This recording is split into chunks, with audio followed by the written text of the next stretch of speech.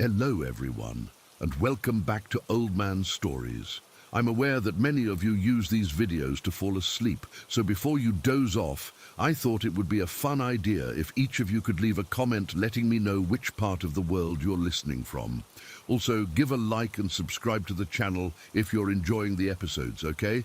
Let's get comfortable, relax, and begin.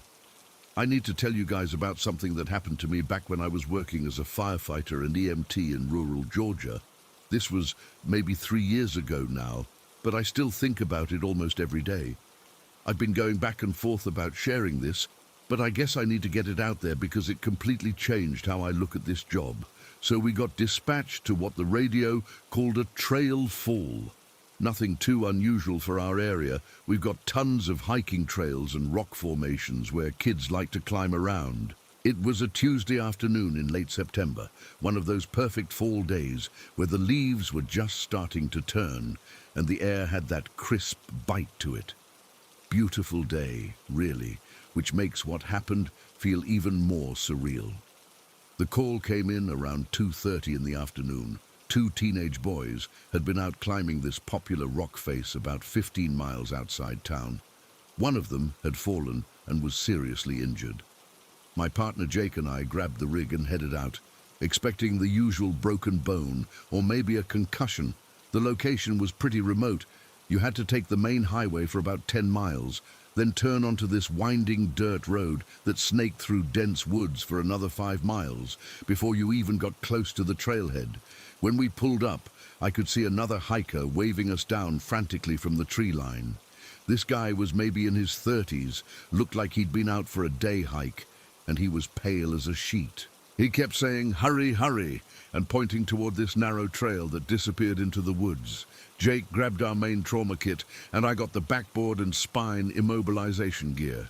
The hiker, I think his name was something like Tom or Tim, led us down this rocky trail that twisted and turned for what felt like forever, but was probably only about 10 minutes.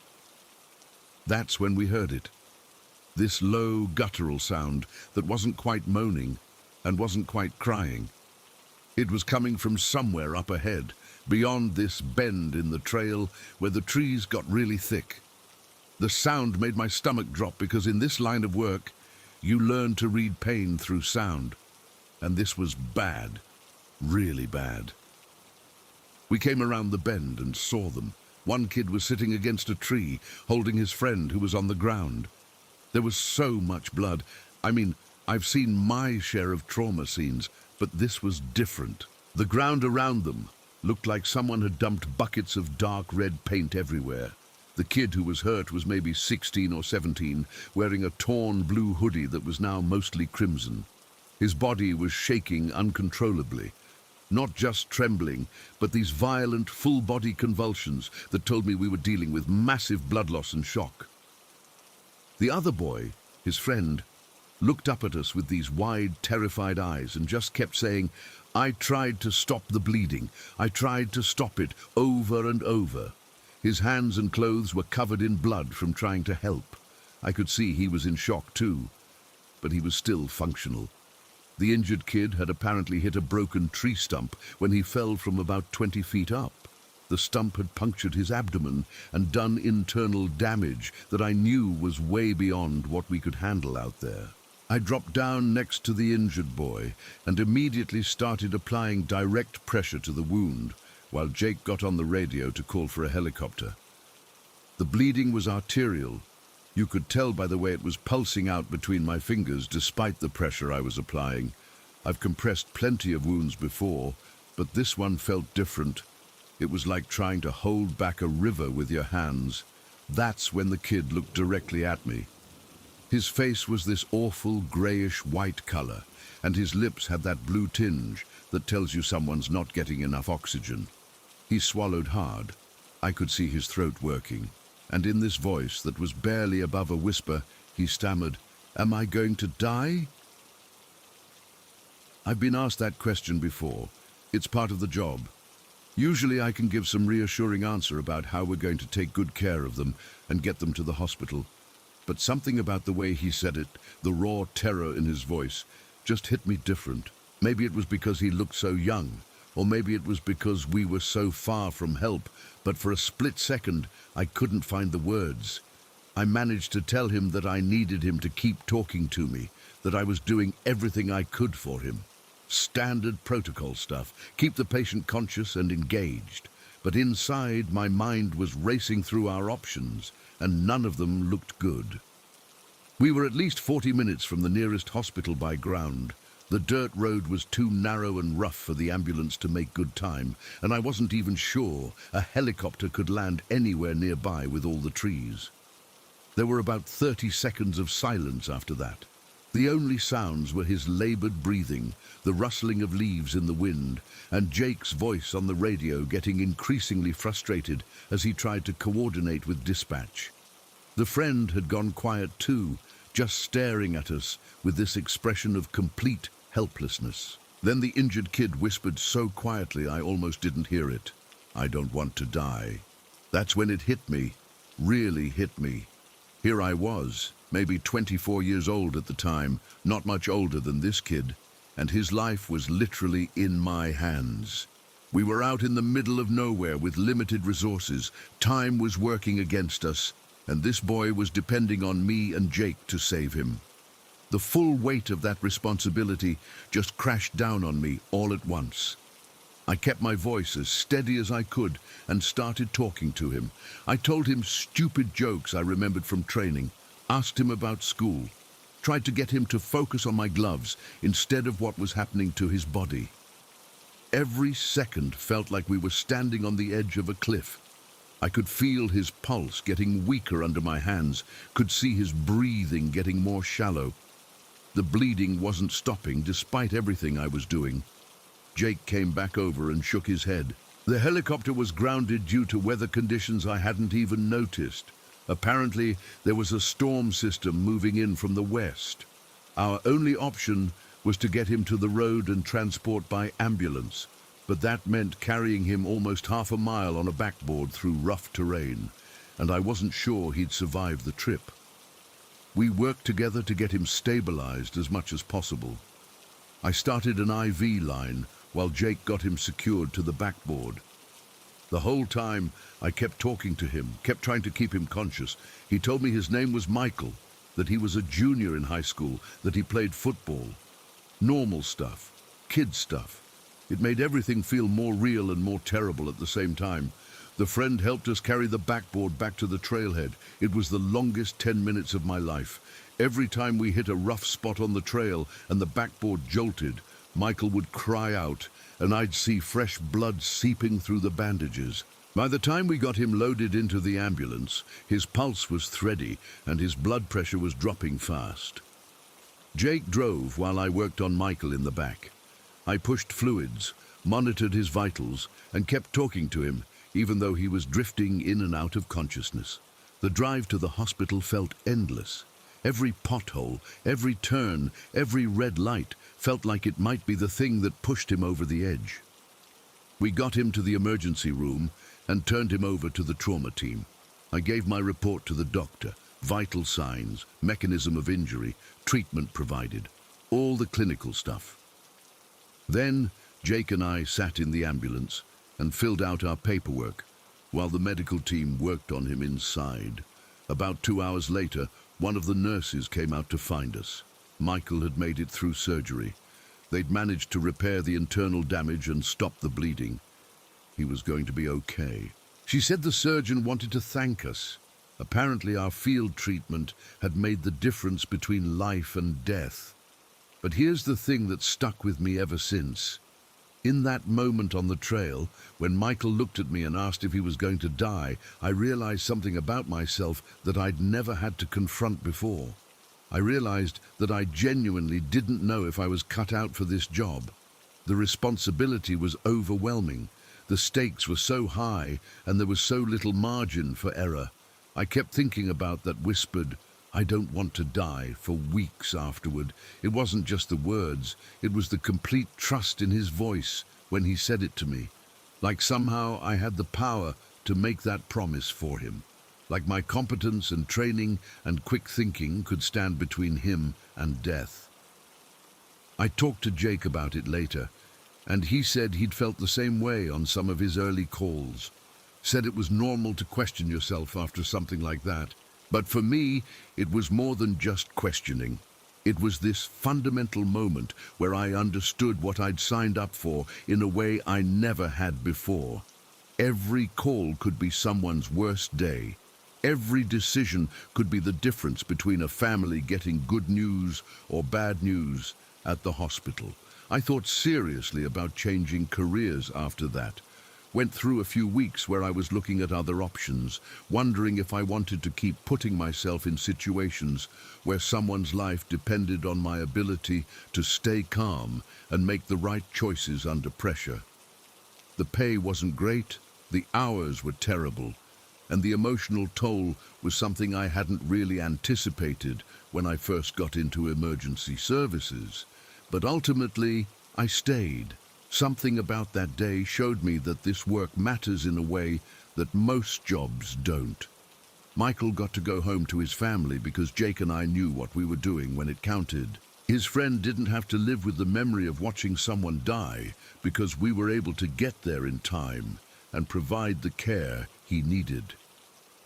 I still think about that afternoon sometimes when I'm on a difficult call.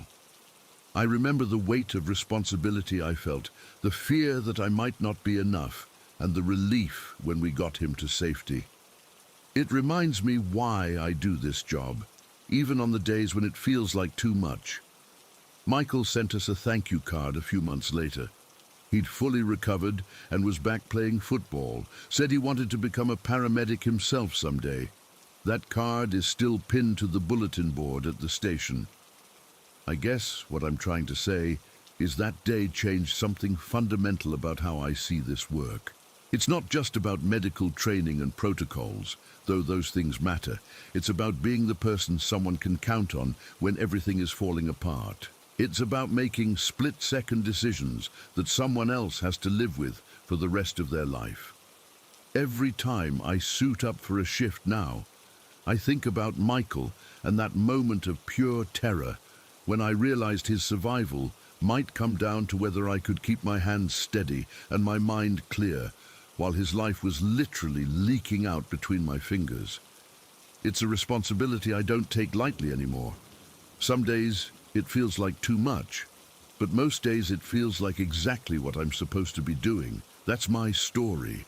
Still not sure why I'm sharing it, except that it feels important somehow. Maybe other first responders will understand what I'm talking about. Maybe not. But it's something I needed to get off my chest. Story 2. I've been working as a nurse in an adult oncology unit here in Arizona for almost 6 years now, and I've seen my share of weird stuff. When you work in a place where people are fighting for their lives and sometimes losing that fight, you get used to certain things. The beeping machines, the hushed conversations in hallways, the way families look when they're getting bad news. But what happened during my night shift last month still gives me chills. Our unit is on the 4th floor of this older hospital that was built back in the 70s.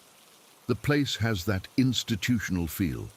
Long corridors with fluorescent lighting, linoleum floors that squeak when you walk, and rooms that all look exactly the same.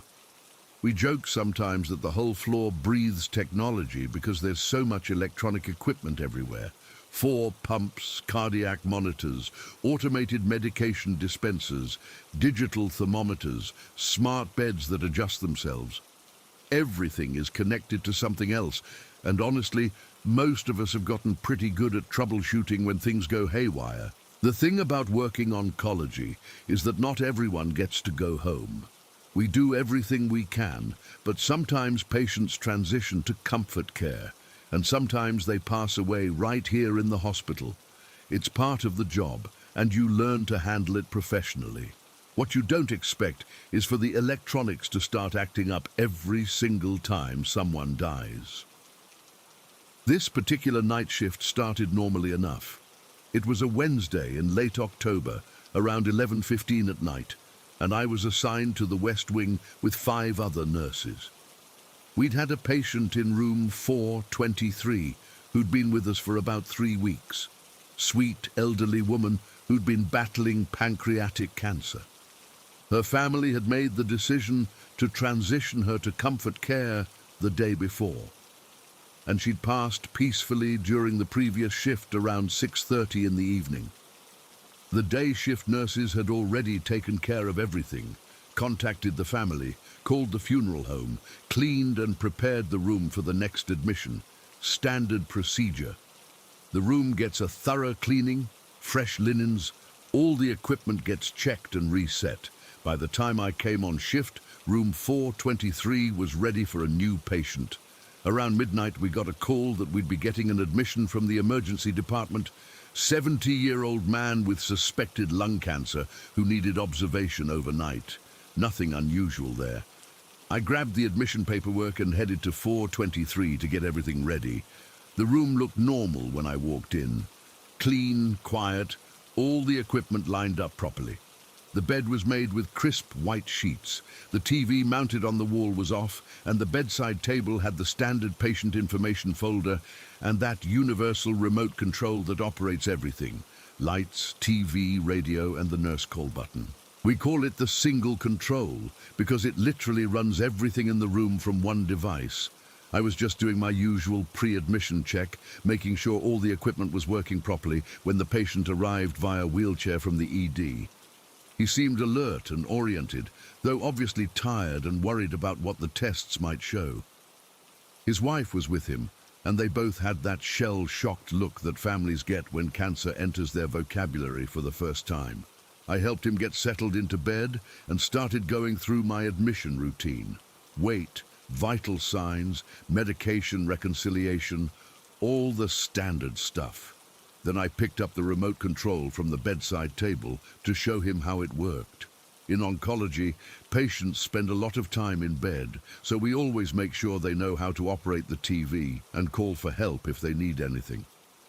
I put the remote on his bed tray and started explaining how it worked. Press this button for the lights, this one for the TV, this one calls the nurse station. Basic stuff I've explained probably 1,000 times.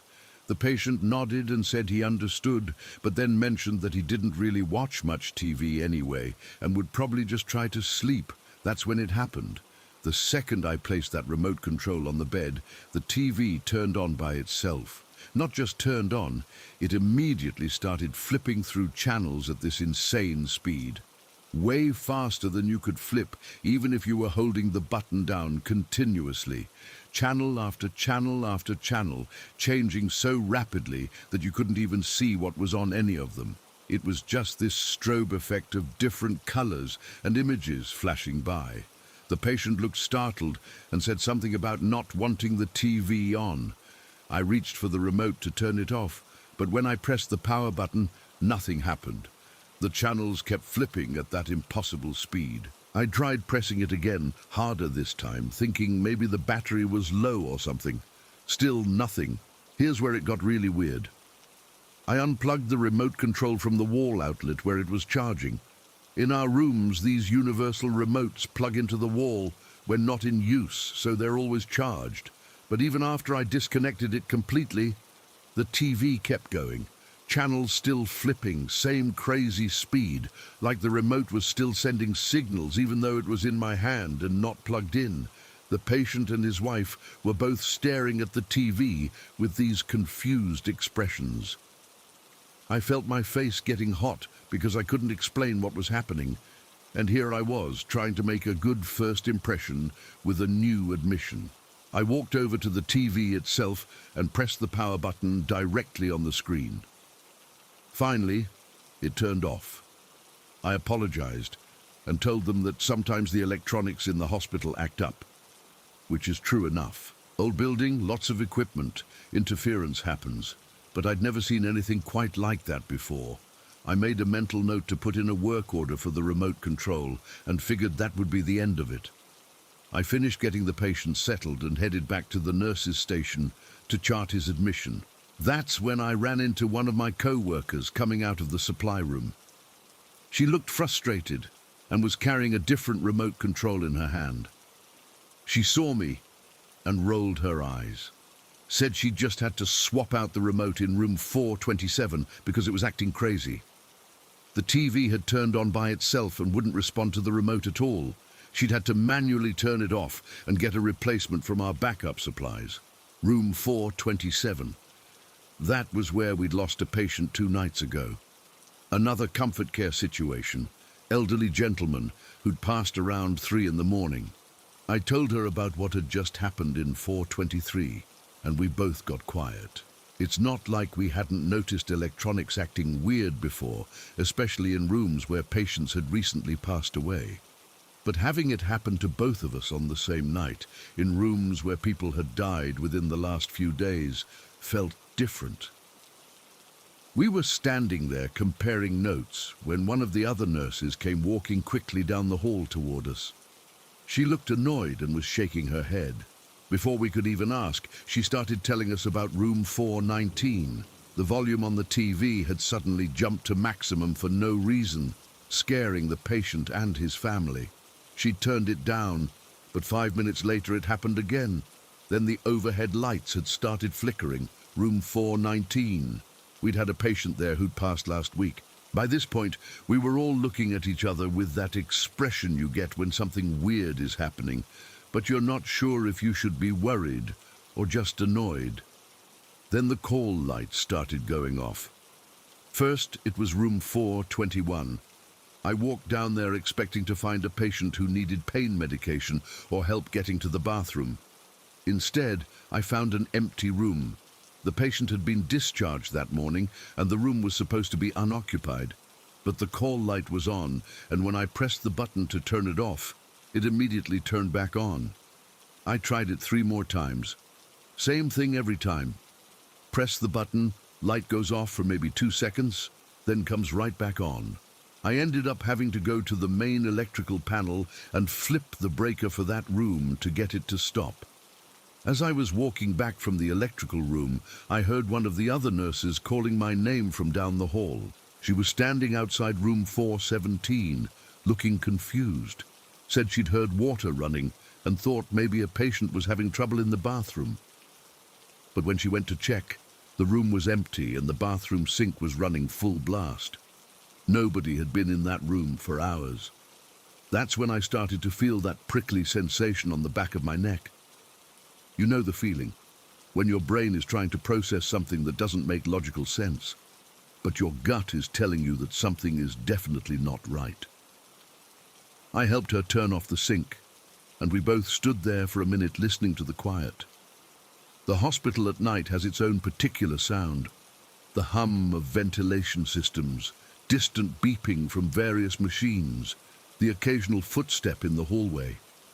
But right then, everything felt too quiet, like the building was holding its breath. We walked back toward the nurses' station together, not really talking, but both obviously thinking the same thing. As we passed room 423, where I'd just admitted the new patient, we could hear the TV was on again. Faint sound of voices coming from under the door. I knocked quietly and peeked in. The patient was asleep. His wife was dozing in the chair beside the bed, but the TV was playing some late-night talk show at low volume. The remote control was sitting on the bedside table, right where I'd left it. I tiptoed in and pressed the power button. The TV turned off immediately, no problem, but as I was leaving the room, I heard it turn back on behind me. I stopped and listened for a few seconds, then decided to leave it alone. If the patient or his wife wanted it off, they could call for help.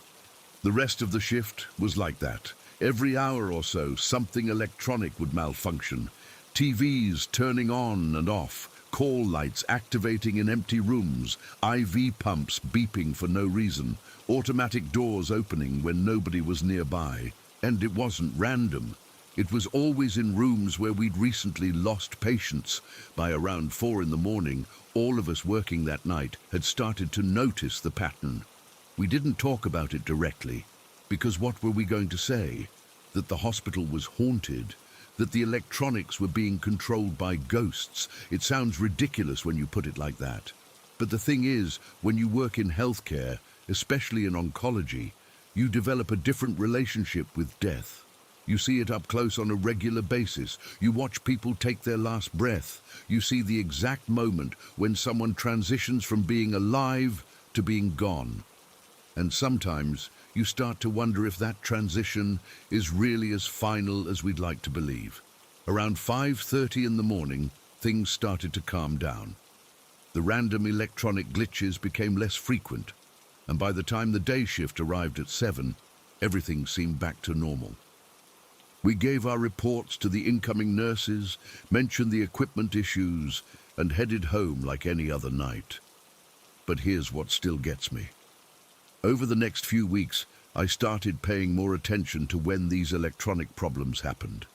And there was definitely a pattern. Rooms where patients had recently passed away were more likely to have equipment malfunctions. TVS would turn on by themselves, remotes wouldn't work properly, lights would flicker, call buttons would activate randomly. The maintenance department started getting irritated with us because we were putting in so many work orders for electronic equipment that would work perfectly fine when they came to test it. They'd check everything, run diagnostics, replace batteries and find nothing wrong. But the problems would keep happening. I started keeping an informal log of the incidents. Not anything official, just notes in my phone about when equipment acted up and which rooms it happened in. After about a month, the pattern was undeniable. The electronic problems were almost exclusively happening in rooms where someone had died within the previous 2 weeks. Some of my co-workers started joking about it. They'd say things like, "Looks like room 421 has a visitor tonight," when the TV would turn on by itself. Or, "Somebody wants to watch the news," when channels would start changing randomly. It became this weird running joke on our unit. But it wasn't really funny to me. There was something unsettling about the whole thing, something that made me uncomfortable in a way I couldn't quite articulate. It wasn't scary exactly, more like intrusive. Like someone was trying to get our attention, but couldn't figure out how to communicate properly. The night that really convinced me something unusual was happening was about 6 weeks after that first incident. We had a patient who'd been with us for almost 2 months, fighting a really aggressive brain tumor. He was this sweet old guy who'd been a TV repair technician before he retired, always talking about electronics, how things worked, the difference between analog and digital signals. He knew more about television technology than anybody I'd ever met. When he passed away, it was peaceful. His family was there, we'd made sure he was comfortable, and he just slipped away quietly around 2 in the morning. Standard procedure after that: contacted the family, called the funeral home, started preparing the room for cleaning. But about an hour after he died, while his body was still in the room waiting for the funeral home to arrive, every single TV on the entire unit turned on simultaneously. All of them. 24 rooms, every TV came on at exactly the same time, all tuned to the same channel, some old black and white movie from the 50s. The volume was low on all of them, just loud enough to hear this faint murmur of voices coming from every room. It should have been cacophony, but somehow it wasn't. It was almost peaceful, like the building was whispering to itself. We tried to turn them off using the remote controls, but none of them would respond. The TVs just kept playing that same old movie. Finally, one of the other nurses suggested we try turning them off manually, one by one. So we split up and went room to room, pressing the power buttons on each TV individually. They all turned off without any problem. But here's the weird part. When we got to the room where the TV repair guy had just passed away, his TV was off. It was the only one on the entire unit that hadn't turned on with all the others. I've been thinking about that night a lot lately, about what it might mean, if it means anything at all. Maybe it was just some kind of electrical surge or system malfunction. Old building, lots of equipment, these things happen. But the timing felt too coincidental, and the fact that his TV was the only one that stayed off seemed like it couldn't be random. I still work on that unit, and the electronic weirdness still happens. Not every night, but often enough that all of us have gotten used to it. We've learned to work around it, to treat it as just another quirk of working in an old hospital. When a TV turns on by itself in a room where someone recently passed away, we don't panic or call maintenance right away.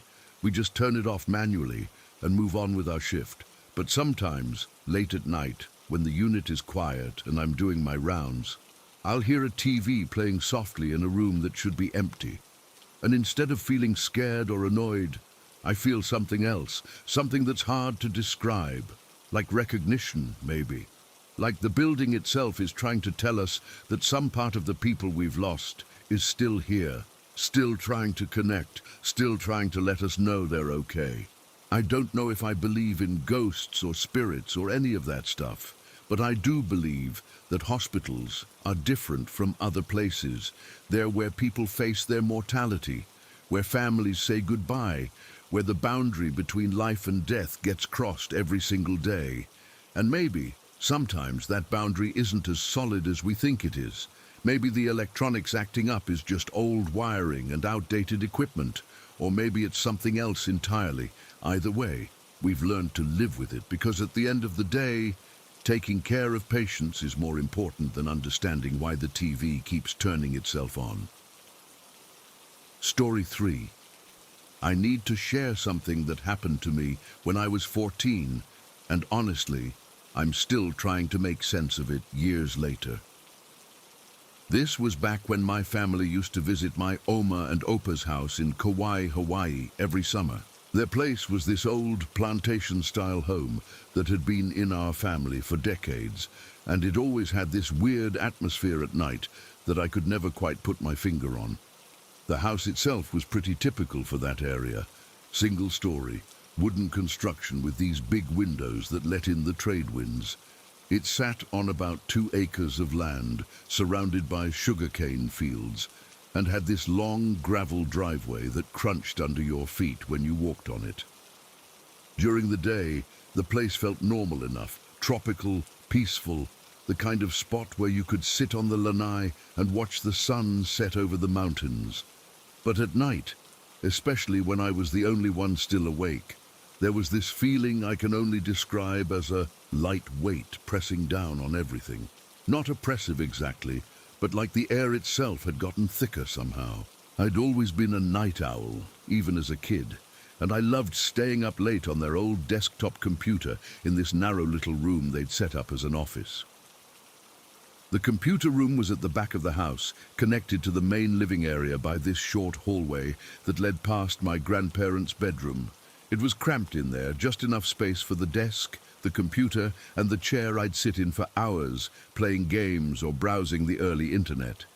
The room had one small window that looked out toward the cane fields, but at night you couldn't see anything beyond the glass except your own reflection staring back. This particular night, I remember it was a Tuesday in late July, because we'd been there for about a week already. I was up way later than I should have been, had to be close to midnight, maybe even past that. My Oma and Opa had gone to bed hours earlier, and the house had settled into that deep quiet you only get in rural areas where there's no traffic or city noise. I was sitting at the computer, probably playing some stupid flash game or chatting with friends back home, when I felt it. 2 distinct puffs of cold air right in my left ear, not like a breeze from the window or the air conditioning. These were deliberate, focused, like someone had pursed their lips and blown gently twice in quick succession. The cold was shocking. I mean, we're talking about Hawaii in the middle of summer. Even at night, the temperature rarely drops below the mid-70s, but these little puffs of air were genuinely cold, cold enough that I felt goosebumps rise on my arms immediately. My first thought was that Oma was playing some kind of joke on me. She was always telling me I stayed up too late, and she had this playful side that sometimes came out when she thought I was being stubborn about bedtime. So I actually smiled when it happened, thinking she'd snuck up behind me to mess with me. I turned around in the chair, already planning to laugh and tell her she'd gotten me good.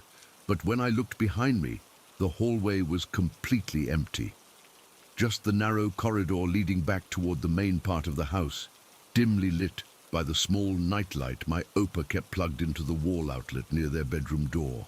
Their bedroom door was closed, same as always. Oma and Opa were old school about privacy and always shut their door when they went to sleep. I could see the thin line of darkness at the bottom of the door, no light coming from underneath, which meant they were definitely asleep and had been for hours. I sat there for a few seconds, staring down that empty hallway, trying to process what had just happened. The logical part of my brain was already working on explanations. Maybe it was the air conditioning kicking on, or some weird pressure change in the house, or even just my imagination playing tricks on me because I was tired. But I knew what I'd felt. Those 2 puffs of air had been deliberate, intentional. They'd come from directly behind me, at exactly the height where someone standing would be if they wanted to blow in my ear. And they'd been cold enough to make me shiver in a house where the temperature was probably still in the high 70s. I turned back to the computer, but I couldn't focus on what I'd been doing anymore. That feeling of being watched had settled over me like a blanket. You know the sensation I'm talking about, that prickly awareness you get when you're sure someone's looking at you, even though you can't see them. I kept glancing over my shoulder at the empty hallway, half expecting to see someone standing there. But every time I looked, it was just the same quiet corridor with that little nightlight casting its dim glow on the wooden floors. After maybe 10 minutes of trying to get back into whatever I'd been doing on the computer, I gave up. I was too wired to concentrate, and honestly, staying in that cramped little room with my back to the hallway was starting to feel uncomfortable. So I shut down the computer and headed toward the main part of the house. As I walked down the hallway past my grandparents' bedroom, I could hear my Opa snoring softly behind the closed door. Definitely asleep. And he definitely wasn't the type for practical jokes anyway. Opa was this quiet, serious man who saved his energy for more important things than sneaking around, scaring his teenage grandson. I went to the kitchen and got myself a glass of water, then sat at the dining room table for a while, trying to shake off that weird feeling. The house felt normal again in the main living area. No strange cold spots, no sense of being watched, just the usual nighttime sounds. The hum of the refrigerator, the occasional creak of the wooden structure settling, insects chirping outside. After about 20 minutes, I started to feel ridiculous. Here I was, a 14-year-old kid, getting spooked by what was probably just a quirk of the house's ventilation system. Old houses do weird things. Pressure changes, temperature variations, drafts coming from unexpected places. There had to be a logical explanation. So I decided to go back to the computer room and finish what I'd been doing. I was determined not to let my imagination get the better of me over something so minor. I walked back down that hallway, past the closed bedroom door where I could still hear Opa's gentle snoring, and settled back into the chair at the computer desk. Everything looked exactly the same as I'd left it. The narrow room, the dark window reflecting my image back at me, the computer humming quietly as it booted back up. I managed to get back into my game for maybe another hour. The weird feeling had mostly faded, and I was starting to convince myself that the whole thing had been nothing more than an overactive imagination combined with being tired. Just a random draft or pressure change that my brain had interpreted as something more significant than it actually was. It was probably close to 1 in the morning when I finally decided to call it a night. I saved my progress, shut down the computer, and turned off the desk lamp. The room went dark, except for the faint glow from that nightlight in the hallway. I was just pushing the chair back under the desk when it happened again. Same thing. 2 cold puffs of air, right in my left ear, identical to what I'd felt an hour earlier. But this time, I was ready for it.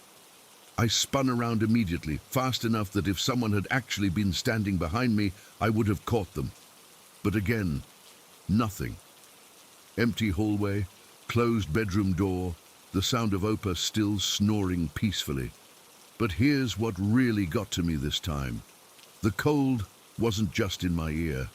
I could feel it spreading down the left side of my neck, like someone had breathed directly on my skin. And there was this faint scent that came with it. Not unpleasant, but distinctive. Kind of floral, like the perfume Oma sometimes wore, but fainter, as if it was coming from very far away. I stood there in the dark room for what felt like forever, just staring at that empty hallway and trying to make sense of what kept happening. My heart was beating faster now, not from fear exactly, but from this intense confusion and the growing certainty that what I was experiencing wasn't normal. This is when I need to back up and tell you about something that had happened a few years earlier, when I was maybe 11 or 12. It was during another summer visit to the same house, and I'd been coming down the staircase from the second floor where there used to be a couple of guest bedrooms before they got converted into storage space. The staircase had exactly 15 steps. I'd counted them dozens of times over the years because I was a weird kid who counted everything. At the bottom of the stairs was a light switch that controlled the overhead fixture for that staircase. Standard setup, nothing unusual about it. I remember coming down for dinner one evening, and like always, I turned off the light at the bottom of the stairs before heading to the kitchen. Basic courtesy, no point leaving lights on in empty areas of the house. I distinctly remember flipping that switch and seeing the staircase go dark behind me. Dinner was normal, nothing out of the ordinary. We sat around the table, talked about what we'd done that day, made plans for the next day. Probably spent 45 minutes or an hour eating and chatting. When dinner was over, I helped clear the dishes and was heading back toward the living room when my aunt, who was also visiting that week, called out to me. She said she could see the staircase light was on and asked if I'd forgotten to turn it off when I came down earlier. I told her I definitely remembered turning it off, but I'd go back and check. Sure enough, when I got to the bottom of the stairs, the light was on, bright as day, illuminating all 15 steps like I'd never touched the switch. I stood there looking at it, completely baffled, because I had such a clear memory of turning it off. My mom came over to see what was taking so long, and when I explained what had happened, she just shrugged and told me to turn it off properly this time. Like maybe I'd been careless before or hadn't flipped the switch all the way. But here's the thing. When I reached for the light switch, it was already in the off position. The light was on, but the switch was flipped down like it had been turned off. I had to flip it up to the on position, then back down to off to actually get the light to go out. That incident had stuck with me for years, but I'd always written it off as some kind of electrical quirk. Old house, old wiring, maybe the switch was faulty or there was some kind of short circuit. Houses that age often have weird electrical issues. But now, sitting in that dark computer room after feeling those cold puffs of air for the second time, I was starting to wonder if there might be a connection between these incidents. Both had happened in the same house. Both involved things that didn't seem to have logical explanations. And both had this quality of being just subtle enough that you could dismiss them if you wanted to. I decided to go back to bed. Whatever was going on, I wasn't going to figure it out by sitting in that cramped room all night, getting increasingly paranoid. I walked back down the hallway one more time, past the still closed bedroom door, where I could hear both my grandparents sleeping peacefully now. My bedroom was at the front of the house, with windows that looked out toward the gravel driveway and the road beyond. It was a simple room with just a bed, a dresser, and a small closet. Nothing fancy, but comfortable enough for the few weeks each summer that I'd spend there.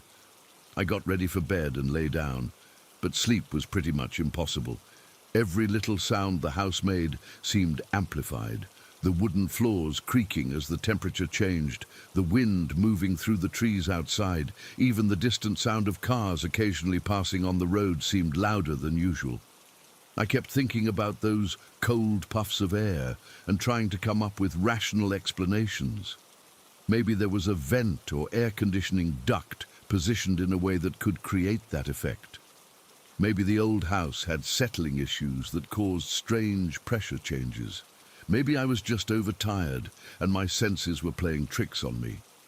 But no matter how hard I tried to logic my way through it, I kept coming back to how deliberate those puffs had felt. They weren't random or chaotic like you'd expect from a mechanical issue. They were precise, intentional, almost gentle, like someone trying to get my attention without scaring me. I must have finally dozed off around 3 or 4 in the morning because the next thing I knew, sunlight was streaming through the bedroom windows, and I could hear my Oma moving around in the kitchen, probably starting coffee and breakfast preparations. The next morning, everything felt normal again.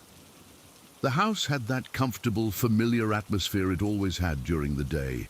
Warm sunlight, the smell of coffee and whatever Oma was cooking, the sound of my grandfather reading the newspaper and occasionally commenting on something he found interesting. I thought about telling them what had happened, but I wasn't sure how to bring it up without sounding like I was making things up or letting my imagination run wild. They were practical people, and I had no physical evidence of anything unusual happening. Just my word about some cold air and a weird feeling. So I kept it to myself and tried to put it out of my mind. We had plans for the beach that day, and I was looking forward to getting out of the house and doing something normal and fun. But throughout the day, I found myself thinking about those 2 incidents, the cold puffs of air and the staircase light from a couple years earlier. Individually, they seemed like minor oddities that probably had mundane explanations, but taken together, they suggested a pattern of subtle, inexplicable events that all seemed to happen in that house when I was alone or when things were quiet. Over the remaining days of that vacation, I paid closer attention to the atmosphere in the house, especially at night. I noticed little things I'd probably overlooked before, doors that seemed to be open when I remembered closing them, sounds that didn't quite match up with what should have been causing them. Nothing dramatic or obviously supernatural, just small inconsistencies that made me feel like the house had a life of its own. The cold puffs of air never happened again during that trip, but I never forgot the sensation. Years later, I can still remember exactly how they felt. The precise temperature, the way they seemed to carry that faint floral scent, the deliberate timing of them. I've been back to that house many times since then, and it's always felt different to me at night. Not threatening or malevolent, but inhabited in some way that goes beyond my grandparents living there. Like there are other presences that call that place home, ones that are usually content to coexist quietly, but occasionally make their presence known in subtle ways. I never did figure out what caused those cold puffs of air that night when I was 14. Could have been a draft from some source I never identified. Could have been my imagination. Could have been something else entirely. But whatever it was, it changed how I think about that house and about the possibility that some places hold on to more than just memories. To this day, when I'm alone in quiet spaces late at night, I sometimes find myself listening for sounds that don't belong, or feeling for changes in temperature that might not have obvious sources. Not because I'm scared, but because that night taught me to pay attention to things that exist at the edges of normal experience. Some people might call that paranoid or superstitious, but I think there are things happening around us all the time that we're just not tuned in to notice. That night in Kauai, something wanted my attention badly enough to reach out in the only way it could.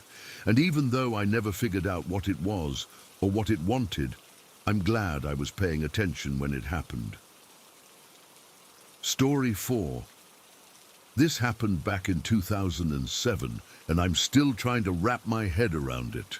I was living in this condo complex with my best friend, and we were both pretty adventurous back then, always looking for something to do, somewhere new to explore. The kind of restless energy you have when you're young and think you're invincible. Right next to our complex, there was this abandoned subdivision that had been sitting empty for probably 2 or 3 years. It was one of those developments that got started right before the housing market went crazy, and the builder just ran out of money halfway through. They'd put in all the streets, installed the street lights and fire hydrants, even put up street signs with names like Maple Ridge Drive and Sunset Court. But most of the lots were just empty patches of dirt, with maybe a foundation poured here and there. The few houses that had actually been completed were just sitting there vacant. No windows, no doors, just these hollow shells that looked like they were waiting for families that were never going to come. During the day, it looked sad more than anything else, but there was something about the place that made you want to explore it, you know? Like a ghost town in the middle of suburbia. My friend and I had been talking about checking it out for weeks. We could see it from our balcony, and sometimes we'd joke about going over there and pretending we were house shopping. It seemed harmless enough. Public streets, no fencing around the development, no signs saying to keep out. Just this empty neighborhood frozen in time. So on this particular Saturday afternoon, it was probably around noon, bright sunny day, not a cloud in the sky, we decided to finally do it. We grabbed some water bottles and walked the couple 100 yards from our complex to the entrance of the abandoned subdivision. There was this fancy stone sign that said Heritage Oaks, with decorative landscaping that had gone completely wild. Weeds growing up through the mulch, the small trees they'd planted looking scraggly and overgrown. The moment we walked past that sign, the atmosphere changed completely. Even in broad daylight, with the sun beating down and temperatures in the 80s, there was this weird silence that settled over everything. No birds, no insects buzzing around, no distant traffic noise, just dead quiet, like the whole area was holding its breath. We started walking down the main street, looking at the empty lots and the skeleton houses. The asphalt was already starting to crack and buckle in places where weeds were pushing through. Some of the streetlights had been vandalized, probably by other explorers like us. Everything had this abandoned, forgotten feeling that was both fascinating and a little unsettling. We'd been walking around for maybe 15 minutes, taking pictures with our phones and making jokes about the weird street names when we heard a car engine. That was the first sound we'd heard since entering the subdivision, and it stood out like a gunshot in all that silence. We looked around and saw this blue hatchback driving slowly down one of the side streets. It was maybe 200 yards away from us, moving at probably 15 or 20 miles per hour. Nothing unusual about the car itself. Looked like a Honda Civic or something similar, maybe 10 years old, decent condition. But seeing any vehicle in that dead development was weird enough that we both stopped and watched it. The car had 2 people in it. I could see the driver and a passenger. Both looked like they were probably in their 20s or 30s. Again, nothing particularly noteworthy about them from that distance. Just 2 people driving through an abandoned neighborhood for reasons we couldn't figure out. The car continued down the street until it disappeared around a bend, and we went back to exploring. We checked out a couple of the unfinished houses, walking through empty rooms that smelled like sawdust and concrete. In one of them, someone had spray-painted some graffiti on the walls. Nothing threatening or weird, just typical teenage stuff. Names, dates, declarations of love that probably didn't last past high school. We were probably in that house for 10 or 15 minutes, and when we came back outside, we could hear the car engine again. Same blue hatchback, driving back in our direction on the same street where we'd first seen it, like they'd driven to the end of the development and were now retracing their route. My friend made some comment about how maybe they were looking at the houses too, thinking about buying one of the lots or something. We watched the car drive past the intersection where we were standing and continue toward the main entrance of the subdivision. But then, maybe 5 minutes later, we heard the engine again. And when we looked around, there was the same blue hatchback coming back from the direction of the entrance. Like they'd driven out, then immediately turned around and come back in. That's when it started to feel weird. Who drives around the same empty streets over and over again? We were maybe a quarter mile from the entrance, so it would have taken them less than 2 minutes to drive out to the main road. Why come right back? We kept exploring, but we were both paying more attention to the sound of that car now.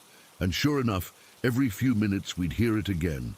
Always the same route, always the same slow speed, like they were patrolling the area or looking for something specific. After maybe the 4th time hearing the engine, we decided to get a better look at what was going on. There was this small hill near the back of the development where they'd apparently planned to build some kind of community center or clubhouse. Nothing had been built yet, but you could see the whole subdivision from up there. We climbed up the hill and waited. Sure enough, within a couple of minutes, we could see the blue hatchback driving slowly down one of the side streets. From that elevated position, we had a clear view of the entire car. That's when we noticed something that made my stomach drop. There was only one person in the car now, just the driver. The passenger we'd both clearly seen earlier was gone. My friend grabbed my arm and whispered something about how he was sure there had been 2 people before. I told him I'd seen the same thing, definitely a driver and a passenger when the car first drove by. But now there was just one person behind the wheel.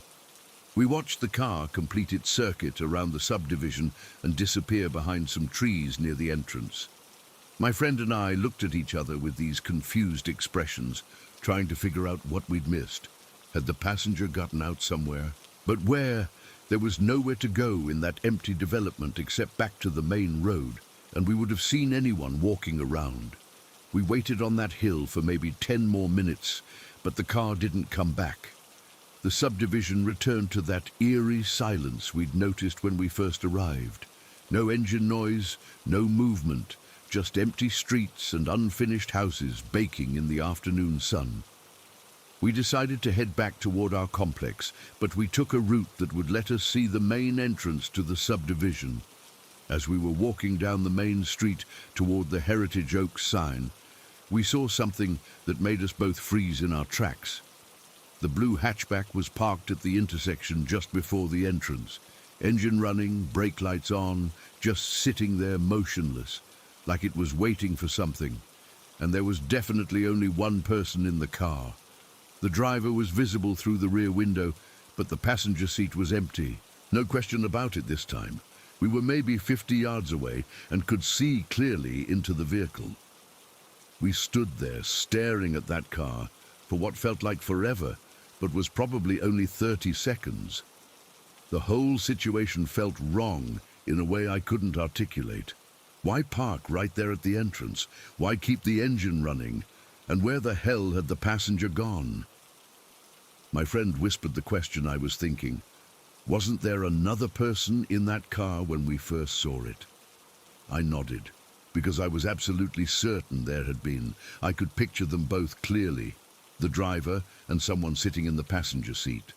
But now there was just one person, and they were sitting in that car, like they were waiting for us. That's when the real fear kicked in. Up until that point, it had just been confusing and a little weird. But something about that motionless car, with its brake lights glowing and engine idling, triggered every alarm bell in my head. The hair on the back of my neck literally stood up. The driver seemed to be looking in our direction, though it was hard to tell for sure from that distance. But the car was positioned so that the windshield was facing toward us, and I had this overwhelming sense that we were being watched. We were still standing there trying to decide what to do when the car suddenly lurched backward. Not a gentle reverse, but this quick, aggressive movement like the driver had punched the gas. The brake lights went off, and the car started backing up rapidly, coming straight toward us. That snapped us out of our frozen state immediately. We both turned and ran toward the nearest unfinished house, this concrete foundation with wooden framing but no walls or roof yet. We dove through what would have been the back door opening and crouched behind the foundation wall. My heart was pounding so hard I could feel it in my throat. We could hear the car engine getting louder as it approached. Then the sound of tires crunching over gravel and broken asphalt. The engine noise seemed to be coming from right outside the foundation where we were hiding. We stayed crouched behind that wall for what felt like an eternity, listening to the car idle just a few feet away from us. Neither of us was breathing normally. I remember thinking about how stupid we'd been to come out there alone, how nobody knew where we were, how easy it would be for someone to hurt us in that abandoned place with no witnesses around. After maybe 2 or 3 minutes, the engine noise started to fade. We could hear the car driving away, back toward the main part of the subdivision. But we stayed hidden for several more minutes, too scared to move in case it was some kind of trick. When we finally worked up the courage to peek over the foundation wall, the car was nowhere to be seen. The street was empty again, just cracked asphalt and overgrown weeds baking in the afternoon heat. We didn't waste any time getting out of there. We ran through the brushy area at the back of the development, scrambling through thorny bushes and jumping over drainage ditches until we came out on the other side of our condo complex. Took us probably 15 minutes to work our way through all that vegetation, and by the time we got back to our building, we were both scratched up and breathing hard. We didn't stop running until we were inside our apartment with the door locked behind us. Even then, we both went to the windows to make sure that blue car wasn't anywhere around our complex. The parking lot looked normal, just the usual residents' vehicles and nothing that seemed out of place. We sat there for a while, trying to process what had just happened and figure out if we should call the police or something. But what would we tell them? That we'd seen a car driving around an abandoned subdivision and got scared? That we thought there had been 2 people in the car, but then there was only 1? It sounded ridiculous even to us. The more we talked about it, the more questions we had, and the fewer answers we could come up with. Where had the passenger gone? Why had the car kept driving the same route over and over? Why had the driver started backing toward us when they saw us standing there? And the biggest question of all, what would have happened if we hadn't run when we did? That metallic taste you get in your mouth when you're really scared stayed with me for hours afterward. Every time I thought about that moment when the car lurched backward and started coming toward us, my pulse would spike and my hands would start shaking slightly. We never did figure out who was in that car or what they wanted. For all we know, it could have been someone completely harmless who was just curious about the abandoned development, same as we were. Maybe the passenger had gotten out earlier to look at one of the houses and we just didn't see them. Maybe the driver backing toward us was just coincidence, or maybe they were trying to turn around and we misinterpreted their intentions. But I don't think so. There was something deliberate about the whole thing, something that felt predatory in a way I can't really explain. The repeated driving patterns, the way they seemed to be watching us, the aggressive way the car moved when they realized we'd seen them. It all added up to something that felt dangerous. We never went back to that subdivision. A few months later, the developer apparently got new financing and construction resumed. They finished most of the houses and started selling them to actual families. It became a normal neighborhood with kids riding bikes and people walking their dogs. Sometimes I drive past the entrance when I'm in that area, and it looks completely different now. Well-maintained lawns, cars in driveways, porch lights on in the evenings. Just a regular suburban development where regular people live their regular lives. But I still think about that afternoon sometimes, especially when I'm in unfamiliar places or situations where I feel exposed or vulnerable. I think about how quickly a normal day can turn into something frightening, how isolation can make you a target for people with bad intentions, and I still wonder what happened to that passenger. Did they get out of the car somewhere in the subdivision and we just didn't see them? Were they hiding in one of those unfinished houses, watching us explore? Or was there never a passenger at all, and our eyes were playing tricks on us from the very beginning? I guess I'll never know for sure. But one thing I'm certain of, that blue hatchback and whoever was driving it were not in that abandoned subdivision for the same innocent reasons we were. There was something predatory about their behavior, something that triggered every survival instinct I had. We got lucky that day. We ran when we should have run, and nothing bad happened to us. but I still get chills thinking about what might have occurred if we'd been less cautious or less fast on our feet. Some mysteries are better left unsolved. Story 5. I need to tell you about something that happened to me when I was 18, driving alone to visit my family. This was maybe 6 years ago now, but I still get anxiety attacks thinking about it. I've never talked about this publicly before because, honestly, who would believe it? But I can't keep it to myself anymore. I was driving from college back home to see my parents for the weekend. It was about a 4-hour drive through rural Georgia, mostly back roads and small towns. I'd made the trip dozens of times before, knew the route by heart. Usually I'd leave Friday afternoon after classes and get home in time for dinner. This particular Friday, I'd gotten a late start because one of my professors had kept us late for a study session. It was probably close to 6 in the evening when I finally got on the road, which meant I'd be driving in the dark for at least half the trip. Not ideal, but I'd done it before and figured it wouldn't be a big deal. The first couple hours went normally. I had my music playing, windows cracked open because it was a warm evening in late April. The kind of night where the air feels soft and you can smell honeysuckle and fresh grass growing. I was actually in a pretty good mood, looking forward to seeing my family and sleeping in my own bed for a couple nights. Around 8:30, I realized I needed gas and a bathroom break. I'd been so focused on getting out of town that I'd forgotten to fill up before leaving campus. My fuel gauge was showing less than a quarter tank, which would get me maybe another 50 miles if I was lucky. I pulled off at the next exit, which led to this tiny town that probably had a population of maybe 300 people. Just a cluster of run-down buildings around a single main street, the kind of place that looks like time stopped moving somewhere in the 1970s.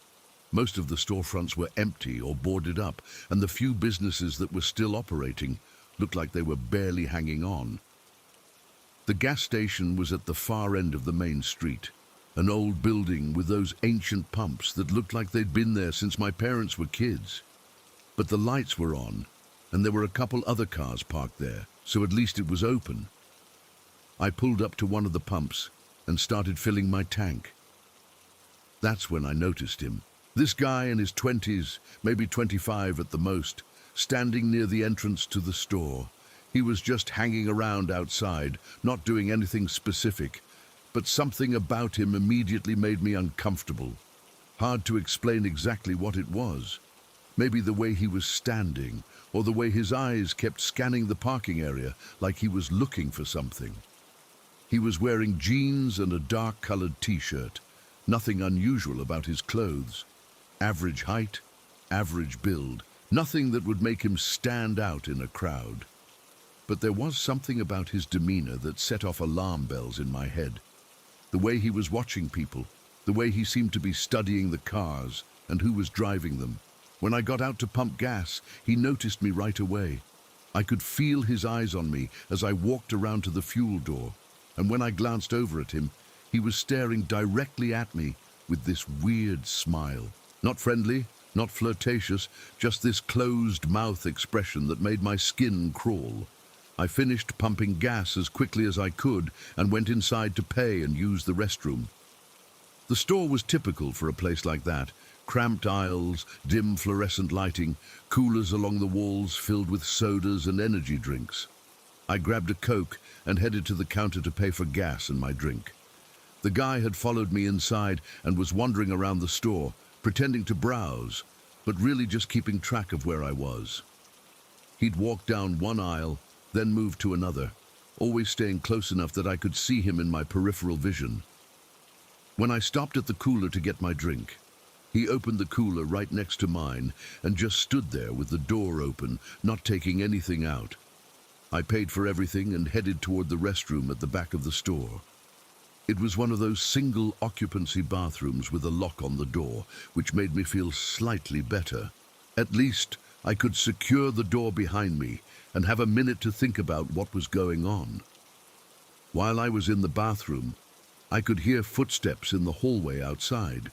Someone walking back and forth, stopping right outside the door, then moving away, then coming back.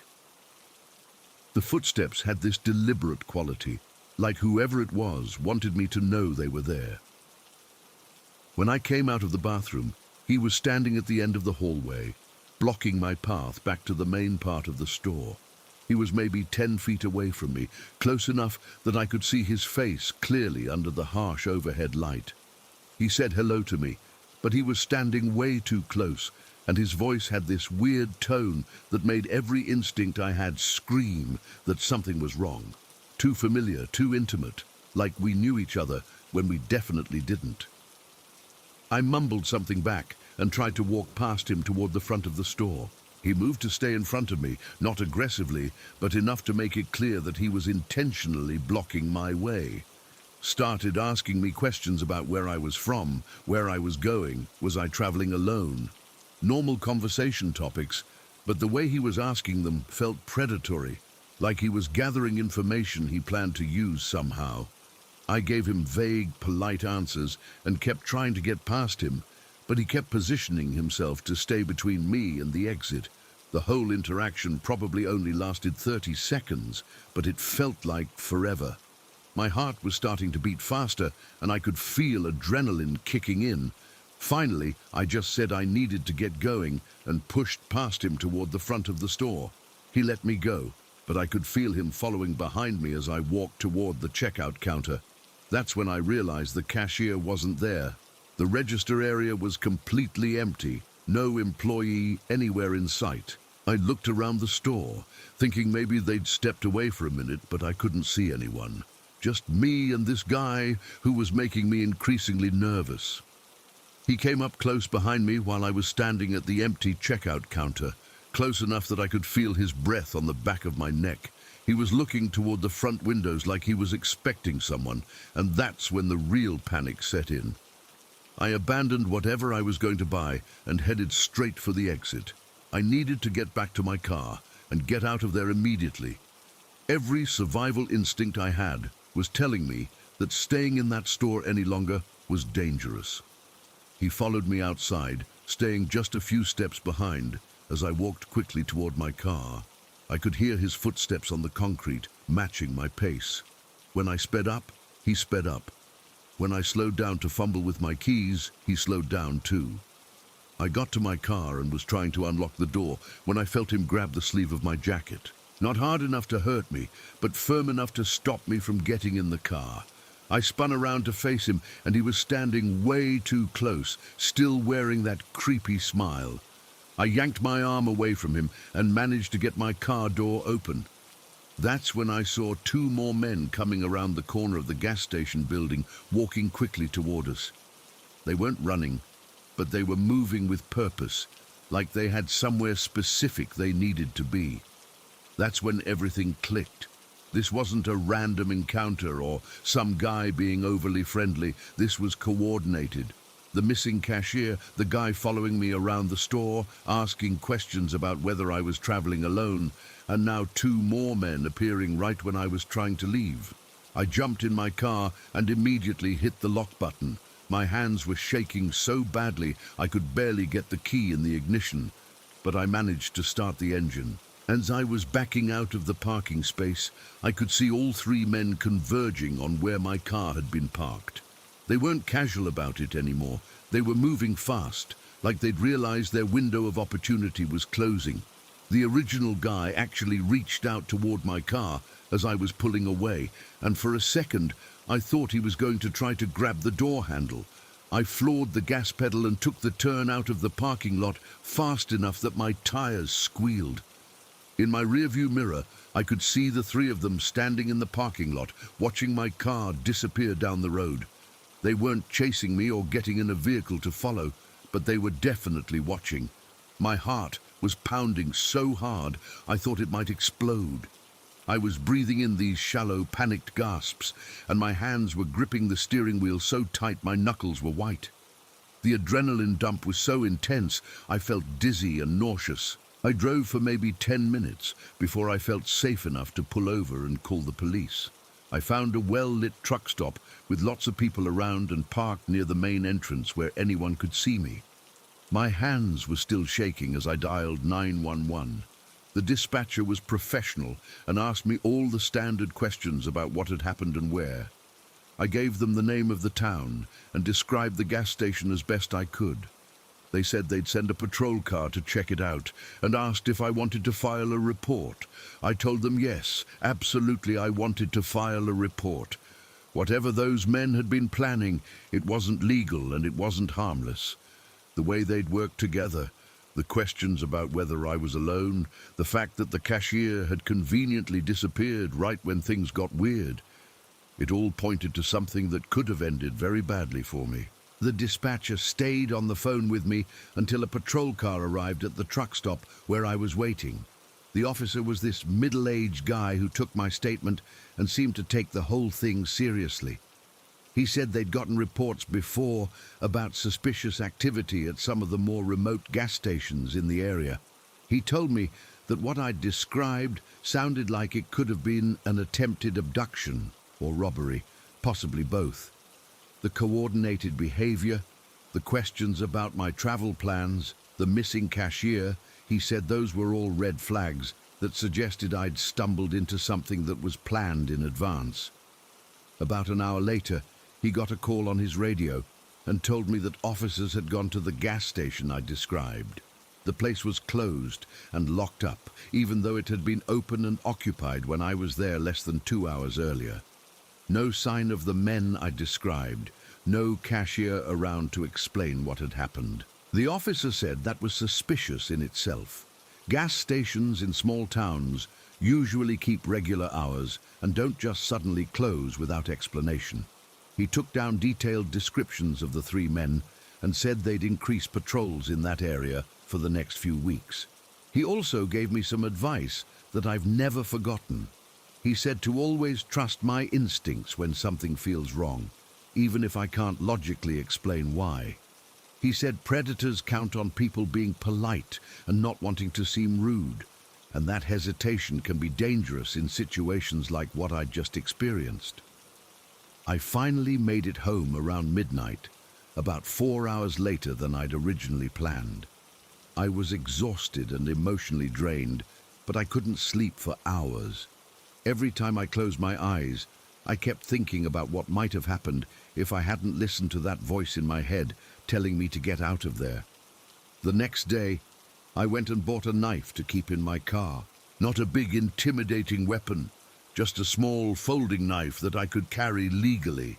More importantly, I started paying attention to that inner warning system that had saved me at the gas station. I've thought about that night hundreds of times over the years. What were those men planning to do? How long had they been operating out of that gas station? Was the cashier part of their group, or had something happened to him too? How many other people had they targeted who weren't as lucky as I was? I never found out answers to any of those questions. I drove a different route home from college after that, even though it added an extra hour to the trip. I wasn't taking any chances on running into those guys again, and I didn't want to stop at any more isolated gas stations in the middle of nowhere. The thing that still bothers me the most is how normal everything seemed at first. Just a regular gas station in a small town, the kind of place I'd stopped at dozens of times before without thinking twice about it. Nothing obviously wrong or dangerous until that guy started following me around and asking questions. That's what scared me the most, how quickly a routine stop turned into something terrifying, how easily I could have ignored those warning signals and ended up in a situation I might not have survived. If I'd been more tired or distracted, or just less paranoid by nature, things could have gone very differently. I still get nervous sometimes when I have to stop at unfamiliar gas stations, especially when I'm traveling alone. I pay attention to who's around. I stay aware of my surroundings, and I don't hesitate to leave if something feels off. That night taught me that being rude or paranoid is a small price to pay for staying safe. I never did find out what happened to those 3 men, or whether they were ever caught. Sometimes I wonder if they moved on to a different location, or if they're still out there targeting other travelers who have the bad luck to stop at the wrong place at the wrong time. But I know one thing for certain. If I hadn't listened to that voice in my head telling me to get out of there, I probably wouldn't be here to tell this story. Sometimes the best thing you can do is trust your gut and run, even when you don't fully understand what you're running from. Story 6. I work in elderly care in southwestern Australia, and I've been doing this job for about 8 years now.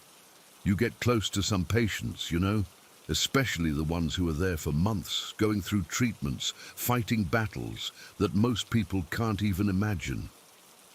There was this one lady I took care of who I got really attached to. Sweet woman, probably in her late 70s, always had a smile for everyone, despite what she was going through. She'd been with us for almost 4 months, dealing with complications from a surgery that just wasn't healing right. Nothing dramatic or urgent, just this slow decline where she was getting weaker and more frail every week. The kind of situation where everyone knows what's coming, but nobody wants to say it out loud. I was assigned to her case because she specifically requested me after her first week there. Said I reminded her of her granddaughter, which always made me feel good. We'd spend hours talking about her life, her family, the places she'd traveled when she was younger. She had this way of making even the worst days seem manageable just by being positive about everything. Over those months, I watched her conditions slowly deteriorate. She went from being able to walk around with assistance to needing a wheelchair, then to being bedridden most of the time. But even when she was at her weakest, she never complained, never felt sorry for herself. Just kept that same gentle spirit that made everyone on our unit love her. The last few weeks were hard. She was sleeping more, eating less, having trouble staying focused during conversations. All the signs that tell you someone's body is starting to shut down. Her family was coming to visit more often, staying longer each time. You could see in their faces that they were preparing for the inevitable. I was working a double shift that particular week because we were short-staffed, and I didn't want her to have to deal with unfamiliar faces during what we all knew were probably her final days. It was exhausting, but I felt like I owed it to her to be there. She'd become more than just a patient to me. She was like family. The night it happened was a Tuesday. I remember because Tuesday was always my longest day anyway, and I was already running on maybe 3 hours of sleep from the night before. I'd gone home after my evening shift, crashed for a few hours, then came back for the overnight shift at 11. She seemed more peaceful that night than she had in weeks. Alert enough to chat for a few minutes when I checked on her around midnight, even managed to smile when I told her a stupid joke about the hospital food. But by 2 in the morning, she was sleeping deeply, that kind of heavy breathing that told me she was really down for the night. I finished my rounds and went to catch a quick nap in the break room around 3. We're allowed to sleep for a couple hours during the overnight shift as long as someone's covering the floor and all the patients are stable. I set my phone alarm for 5:30 and stretched out on the uncomfortable couch we keep in there. That's when the dream started. I was running on these wooden steps that led down to a beach, the kind of boardwalk stairs you see at coastal towns, weathered grey wood with sand scattered across the steps. It was bright daylight, and I could hear other people around me, friends, though I couldn't see their faces clearly. I was jogging down these stairs feeling good, enjoying the sunshine and the sound of waves in the distance. Normal, pleasant dream stuff. But when I got to the bottom of the stairs, there she was, sitting on the last step, facing out toward the ocean, just staring at the water with this expression I'd never seen on her face before. She looked exactly like herself, wearing the same blue nightgown she'd had on when I last checked on her. But there was something about her posture, the way she was holding herself, that seemed different, sadder, more distant than I'd ever seen her. Even during her worst days at the facility, I walked over and sat down next to her on the step. In the dream, this felt completely normal. Like, of course she'd be there, of course we'd run into each other at this random beach. I asked if everything was okay, and she turned to look at me with these eyes that seemed infinitely tired.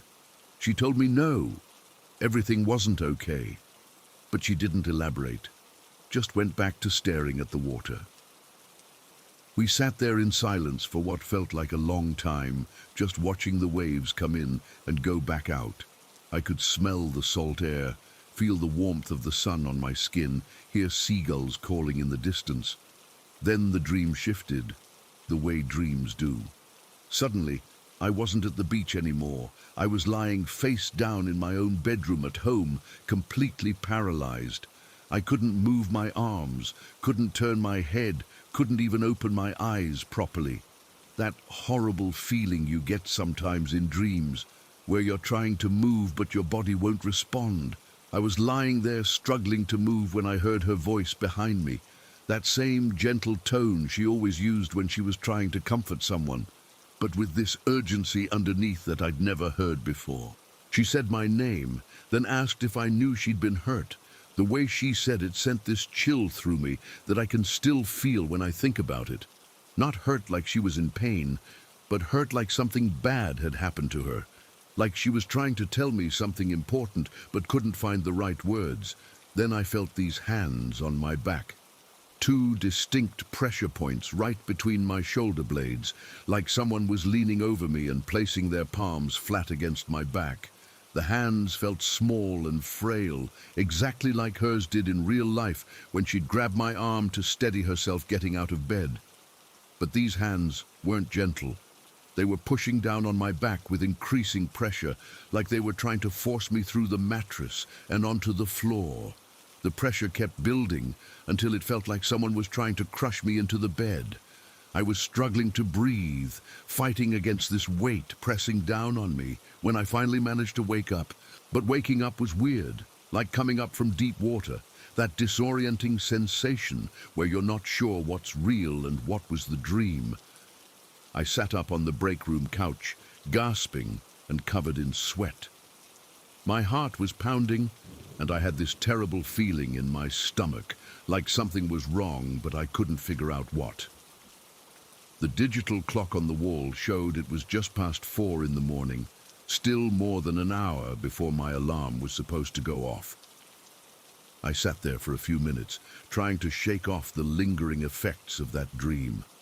The feeling of those hands pushing on my back was so vivid that I actually reached around to touch my own back, half expecting to find some kind of marks there. My skin felt normal, but I could swear I still felt the pressure where those dream hands had been. Something about the whole experience felt different from a regular nightmare. More real, more immediate. Like it wasn't just my subconscious processing the stress of work, but something else entirely. I couldn't shake the image of her sitting on those beach stairs, looking so sad and lost. I decided to go check on her, just to reassure myself that everything was fine. It was still early for rounds, but I figured if she was awake, I could bring her some water or adjust her pillows. Sometimes the overnight hours drag on forever when patients can't sleep, and a friendly face helps pass the time. I walked down the quiet hallway to her room, expecting to find her sleeping peacefully like she had been when I'd checked on her a couple hours earlier. The hallway was dimly lit, with just the emergency lighting, and most of the other rooms were silent, that peaceful atmosphere you get in care facilities late at night when everyone's resting. But when I got to her door and looked in, I could see immediately that something had changed. She was lying in the same position, but even from the doorway, I could tell her breathing was different, shallower, more labored. The kind of breathing pattern that tells you someone's body is starting to shut down. I went to her bedside and checked her vitals. Her pulse was weak and irregular. Her blood pressure had dropped significantly since my last check, and her skin had that waxy pallor that you learn to recognize after working in elderly care for a while. All the signs that told me she was transitioning into her final hours. I called the night supervisor to let her know about the change in condition, and we contacted her family to let them know they should come in if they wanted to be with her. Standard protocol for end-of-life situations. Her daughter arrived within an hour, followed by her son and daughter-in-law. They spent the rest of the night sitting with her, holding her hands and talking quietly. I checked on them periodically, making sure she was comfortable and that the family had everything they needed. Around 6:30 in the morning, she passed away peacefully with her family around her. It was a good death, if there is such a thing. No pain, no struggle, just a gradual slipping away while surrounded by people who loved her. The kind of end that everyone hopes for, but not everyone gets. Her family was sad, of course, but also relieved that her suffering was over. After the family left and we'd taken care of all the necessary procedures, I finally had a chance to think about what had happened.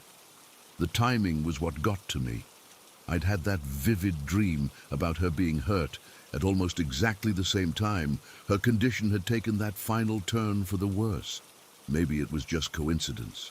After 8 years in this job, I've developed pretty good instincts about when patients are declining, and my subconscious might have picked up on subtle signs that I hadn't consciously registered. The dream could have been my brain's way of processing information I'd already noticed but hadn't fully acknowledged. But it felt like more than that. The dream had been so specific, so unlike my normal dreams. And that moment when I'd felt her hands on my back, pushing down with such urgency, it was like she'd been trying to wake me up, trying to get my attention so I'd come check on her. I've always been skeptical about supernatural explanations for things. In my line of work, you see a lot of families grasping for signs and messages from their loved ones. And I've always figured that grief makes people see patterns where none exist. But this experience made me question that skepticism. Over the next few weeks, I found myself thinking about that dream constantly. Not just the beach part, but especially that moment of sleep paralysis when I'd felt her hands on my back and heard her asking if I knew she'd been hurt. The urgency in her voice, like she was trying to communicate something important. I started paying more attention to my dreams after that, especially when they involved patients I was close to. Not because I suddenly believed in psychic phenomena or communication with the dead, but because the experience had taught me that sometimes our subconscious minds pick up on information that our conscious minds miss. A few months later, I had another vivid dream about a different patient who'd been declining gradually. In the dream, he was sitting in his wheelchair in a hallway I didn't recognize, looking confused and lost. When I woke up, I went to check on him and found that his condition had worsened significantly overnight. That's when I realized that maybe these dreams aren't supernatural messages from beyond. Maybe they're just my brain's way of processing the subtle changes I observe in patients throughout the day. Changes that I notice on some level, but don't consciously register until my subconscious sorts through them during sleep. But even with that rational explanation, I can't shake the feeling that there was something different about that first dream. The physical sensation of those hands pushing on my back was so real, so specific, and the timing was too precise to be pure coincidence. I still work in elderly care, and I still get close to some of my patients. It's impossible not to when you're with someone through their most vulnerable moments. But now I pay attention to my dreams in a way I never did before, and I've learned to trust those middle-of-the-night instincts that tell me to go check on someone. Whether that first experience was a coincidence, intuition, or something else entirely, I'll probably never know for sure. But it changed how I approach this job and how I think about the connection between caregivers and patients. Sometimes the people we care for leave impressions that go deeper than we realize, and maybe those impressions find ways to surface when we need them most. What I do know is that she was trying to tell me something that night, whether through supernatural means or just through my own subconscious recognition of her decline. And I'm grateful that whatever force, rational or otherwise, woke me up and sent me to her room during those final hours. She didn't die alone, and her family was able to be with her because I'd recognized the signs early enough to call them in time. That has to count for something, even if I never fully understand how or why it happened. Story 7. I've been working as a paramedic for about 12 years now, and I thought I'd seen everything. Overdoses, car accidents, domestic violence calls, medical emergencies of every kind imaginable. You develop this professional detachment after a while, this ability to compartmentalize the horrible things you see so you can function and do your job. But what happened on Christmas Eve 3 years ago still haunts me. It was my third Christmas Eve working the overnight shift. You'd think the holidays would be quieter, but they're actually some of our busiest times. People drink too much, family stress boils over into violence, and there's always this spike in suicide attempts around the holidays. My partner and I had already run 6 calls by 10 o'clock that night. Everything from a kitchen fire to a grandfather having chest pains during dinner. Around 11:30, we got dispatched to what the radio called a fall with head injury at a condo complex in one of the outer suburbs. The address was in this middle-class neighborhood that we'd been to before for various calls. Nothing too unusual about the location or the nature of the call. Head injuries from falls are pretty common, especially with elderly patients who might have balance issues or take medications that make them unsteady. The drive took us about 15 minutes through quiet residential streets decorated with Christmas lights. Most houses had their curtains drawn and that warm glow coming from the windows that makes you think about families gathered around dinner tables and kids excited about opening presents in the morning. It was actually kind of peaceful, driving through all that suburban tranquility on our way to help someone who was having the worst night of their year. When we pulled up to the address, there were already 3 patrol cars in the driveway with their red and blue lights flashing. That immediately told me this wasn't a simple fall.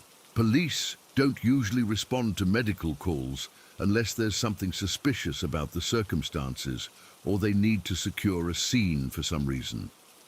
The condo was part of a small complex, maybe 8 units total, all connected and sharing a common parking area. Nothing fancy, just basic middle-class housing that probably went up in the 90s. The unit we were called to had its garage door open, and I could see more flashing lights inside the garage itself. One of the patrol officers met us in the driveway and gave us a quick briefing. Female victim, probably in her 40s, found by her husband when he came home from work. She was sitting in her car in the garage with the engine still running, unconscious, with what appeared to be a significant head wound. There was also a firearm found near the scene. That last detail hit me like a punch in the gut. In my experience, when you have a head injury, a running car in a closed garage, and a weapon present, you're probably not dealing with an accidental fall. But I pushed those thoughts aside and focused on what I needed to do medically. Whatever had happened, there was someone who needed immediate care. We grabbed our trauma kit and followed the officer toward the garage. As we got closer, I could see our patient more clearly. She was slumped over in the driver's seat of a dark-colored sedan, her head tilted at an unnatural angle. Even from several feet away, I could see blood matted in her hair and running down the side of her face. The engine was indeed still running, and the car was filled with exhaust fumes that made my eyes water immediately. The garage door had obviously been closed when her husband found her, and the combination of the running engine and enclosed space told me we might also be dealing with carbon monoxide poisoning on top of whatever head trauma she'd sustained. My partner immediately went to turn off the car engine and open the garage door wider to get some fresh air circulating. I approached the driver's side to begin my assessment of the patient. She was breathing, but barely conscious, and making these soft, moaning sounds that indicated serious head trauma. The blood was coming from a wound on the left side of her head, just above her ear. Even with all the blood, I could tell the wound was extensive. Not the kind of injury you get from bumping your head on something or even from a bad fall. This was the kind of devastating trauma that comes from significant force. That's when I noticed the revolver. It was lying on the floor of the garage, maybe 3 feet from the car door, exactly where it would have fallen if someone sitting in the driver's seat had dropped it. The sight of that weapon, combined with the location and nature of the head wound, made the situation crystal clear. But here's the thing about being a paramedic. It doesn't matter how someone got injured or what the circumstances were. Your job is to provide the best medical care you can and get them to the hospital as fast as possible. Questions about what happened are for the police to figure out later. I immediately began stabilizing her spine and preparing to secure her airway. With head trauma this severe, especially if there was any possibility of carbon monoxide exposure, every second counted. My partner brought the backboard and cervical collar while I started an IV line and began monitoring her vital signs. Her pulse was weak and irregular, her blood pressure was dangerously low, and her breathing was becoming more labored by the minute, classic signs of someone whose body was shutting down from massive trauma. I knew we had to get her intubated and on artificial ventilation immediately if she was going to have any chance of survival. While I was working on getting the breathing tube inserted, I became acutely aware of everyone watching me. The police officers, my partner, and the patient's husband, who was standing just outside the garage, crying and repeating that he loved her over and over again. That's when the weight of the situation really hit me. This wasn't just a medical emergency, it was a human tragedy playing out in real time, and I was right in the middle of it. Someone had made a decision that had brought us all to this moment, and now it was up to me to try to undo what couldn't really be undone. The intubation was difficult because of all the blood and the angle of the head wound. I had to clear her airway multiple times and reposition the breathing tube before I could get it properly placed, all while knowing that every second of delay was reducing her chances of survival. Once I had her breathing stabilized, we carefully moved her to the backboard and secured her for transport. The whole process took maybe 15 minutes from the time we arrived, but it felt like hours. Every movement had to be precise and careful to avoid causing additional damage to her spine or brain. During the transport to the hospital, I continued providing aggressive treatment, intravenous fluids to support her blood pressure, medications to reduce brain swelling, constant monitoring of her vital signs. My partner was driving with lights and sirens, taking the most direct route to the trauma center. But even as I was doing everything medically possible for her, I couldn't stop thinking about what I'd seen in that garage. The pattern of blood on the car's ceiling, the position of the weapon, the way her husband had been crying and talking to her, all the pieces that painted a picture of what had happened in the minutes before we arrived. The hardest part wasn't the medical aspects of the call. I'd dealt with severe head trauma before, and I knew the protocols for managing airway, breathing, and circulation in critically injured patients. The hardest part was the human element, knowing that this was someone's wife, someone's mother, someone who had been in so much pain that this had seemed like the only option. I found myself talking to her during the transport, even though she was unconscious and probably couldn't hear me, telling her that we were almost to the hospital, that the doctors were going to take good care of her, that she needed to keep fighting. Standard things you say to try to maintain some kind of connection with a patient who's barely clinging to life. We got her to the trauma center and turned her over to the emergency department team. I gave my report to the attending physician, mechanism of injury, vital signs, treatment provided during transport, all the clinical details that would help them continue her care. After we left the hospital, my partner and I sat in the ambulance for a few minutes before heading back to base. Neither of us said much, but I could tell he was thinking about the same things I was. In 12 years of doing this job, I'd responded to plenty of suicide attempts, but something about this one had gotten to me more than usual. Maybe it was the timing. Christmas Eve, when most people are with their families celebrating. Maybe it was the setting, a middle-class neighborhood where everything looked normal and peaceful from the outside. Or maybe it was seeing her husband's reaction, the genuine love and grief in his voice when he kept telling her he loved her. I went home that morning and couldn't sleep. Every time I closed my eyes, I could see that garage, smell the exhaust fumes, hear the sound of her labored breathing. I kept thinking about what kind of pain someone must be in to make that kind of decision, and whether there was anything that could have been said or done to change their mind. A few days later, I found out that she'd survived the surgery and was in intensive care. The doctors had been able to stop the bleeding in her brain and reduce the swelling, but it was too early to know what kind of long-term effects there might be. Brain injuries are unpredictable. Some people make remarkable recoveries, others are never the same. That call changed something in how I approach this job.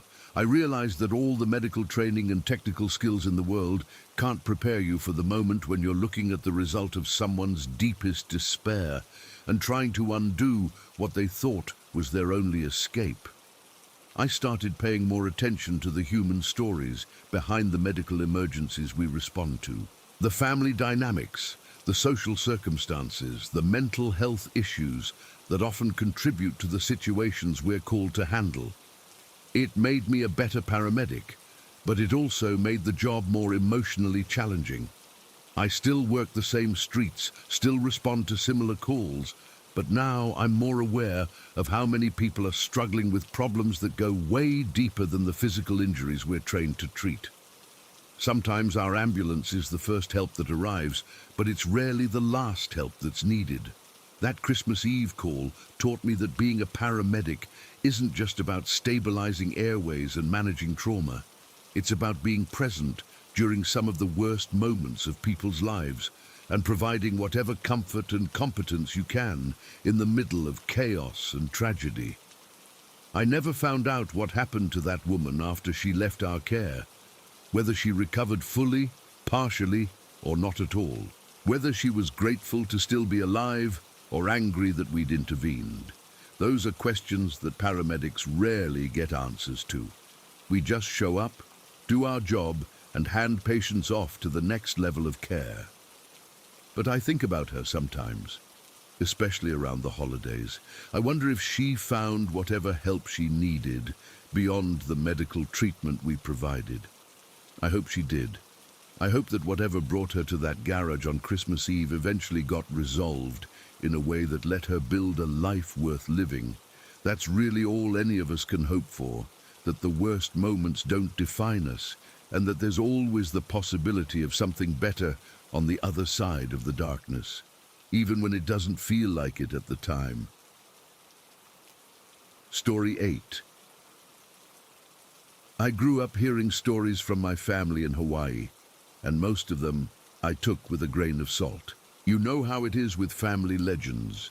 They get exaggerated over time, details get added, and pretty soon a simple coincidence becomes this whole supernatural tale. But what happened to my Aunt Tammy in that old plantation house still gives me chills, and I was there to witness some of it myself. The house belonged to my great-uncle, and it had been in our family for probably 60 years. It was one of those old Hawaiian plantation worker houses that got built back in the 1920s or 30s. Single-story, wooden construction, raised up on stilts about 3 feet off the ground. The kind of place that creaked and settled constantly, especially at night when the temperature dropped and the wood contracted. It wasn't a big house, maybe 3 bedrooms, 1 bathroom, a kitchen, and a living room, all connected by narrow hallways. The floors were original hardwood that had probably been beautiful once, but were now scarred and worn from decades of use. Every board had gaps between them, and you could feel drafts coming up from underneath the house when the trade winds were blowing. My Aunt Tammy had been staying there for about 2 weeks, helping to clean out the place after my great-uncle passed away. It was a huge job because he'd been a bit of a pack rat, and there were boxes of old papers, books, clothes, and random household items stacked everywhere. The plan was to sort through everything, keep what had sentimental value, and donate or throw away the rest. I was visiting Hawaii that summer when I was maybe 15, and I'd go over to help her during the day. It was actually kind of interesting going through all that old stuff, finding photographs from the 1940s, letters written during World War II, tools and household items that nobody makes anymore. like archaeology, but in your own family's house. During the day, the place felt normal enough. Old and creaky, sure, but not threatening or weird. We'd work for hours, sorting through boxes, and the only unusual thing was how much dust got stirred up and how hot it got inside with all the windows open, trying to get some air circulation.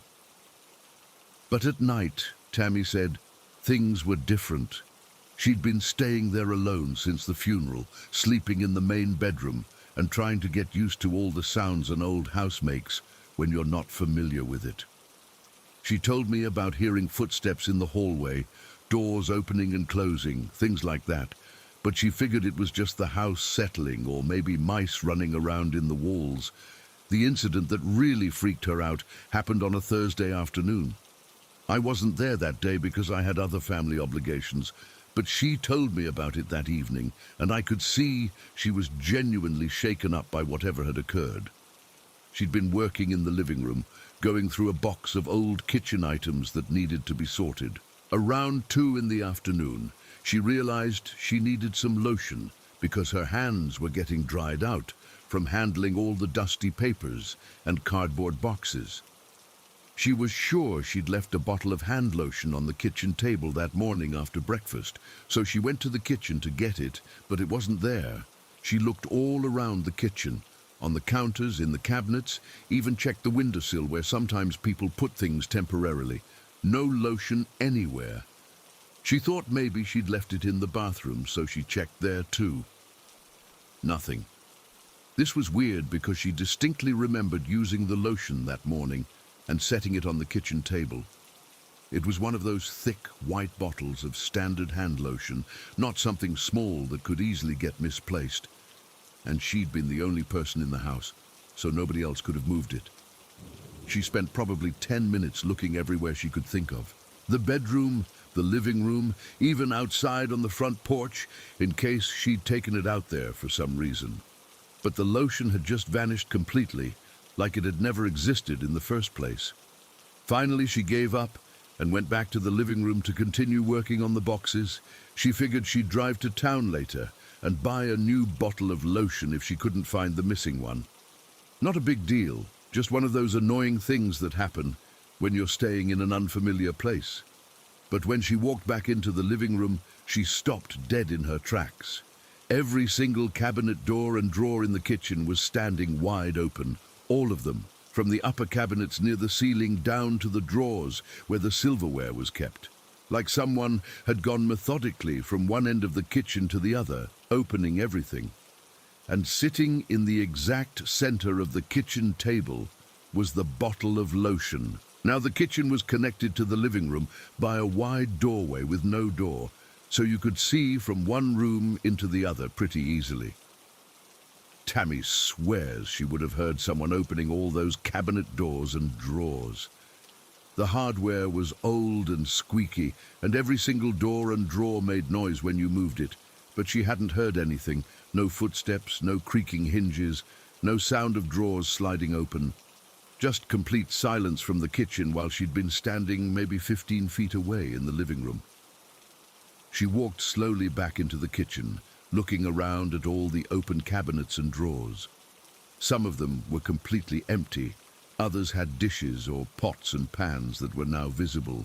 But everything was just sitting there normally, like someone had simply opened all the doors and drawers and then walked away.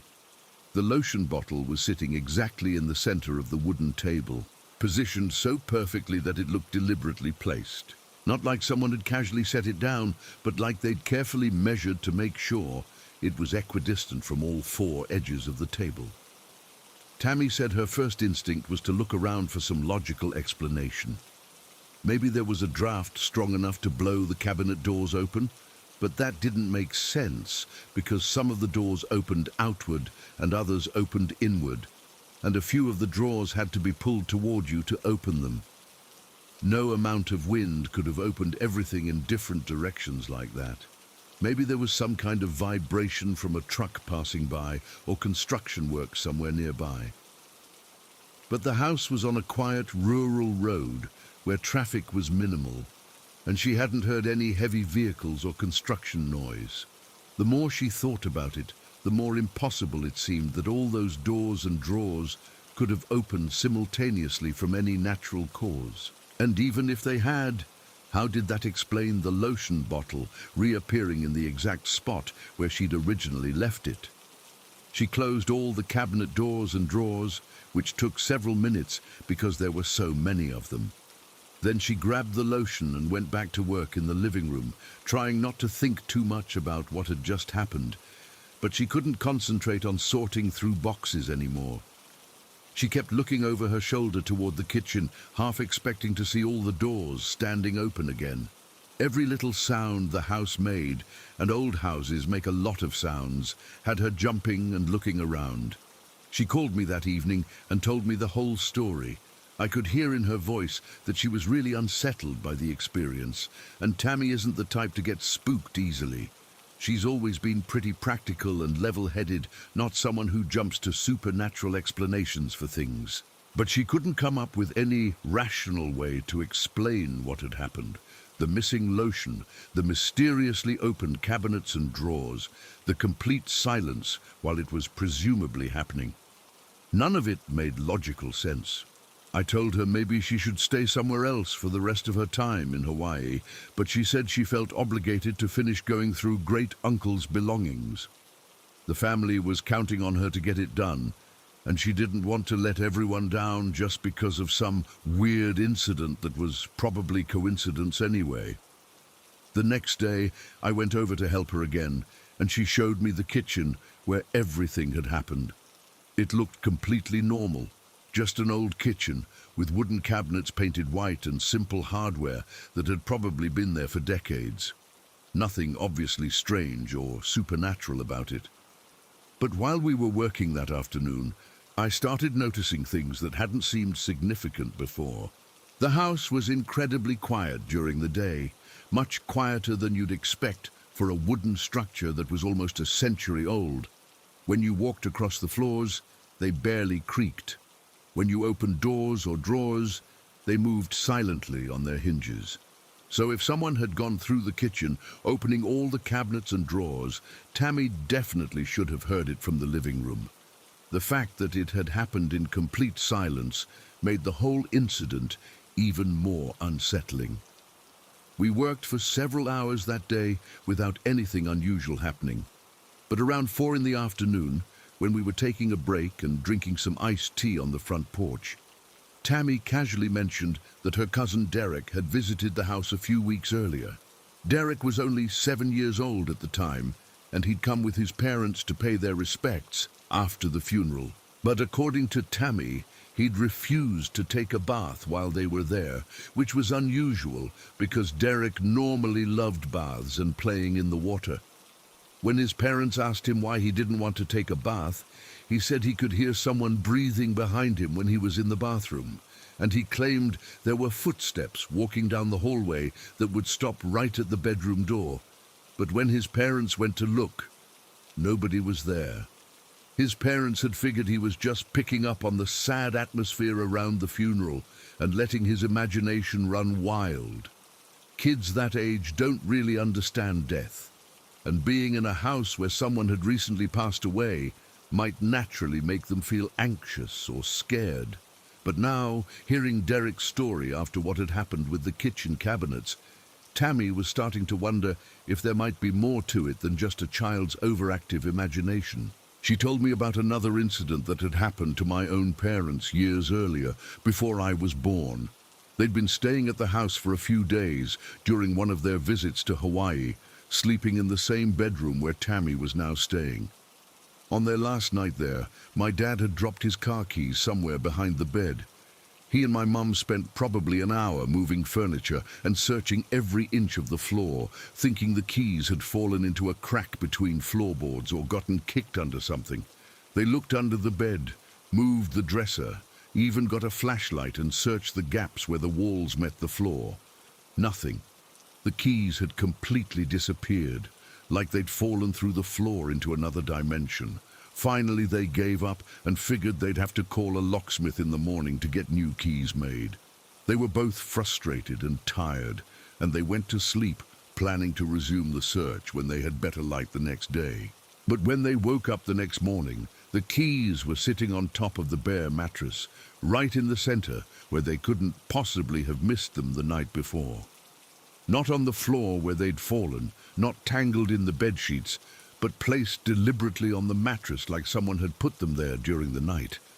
My parents never talked about that incident much, and when they did mention it, they always framed it as just one of those weird things that happen sometimes. Keys fall in strange places. You miss them during your search, then you find them later in an obvious spot and feel stupid for not looking there first.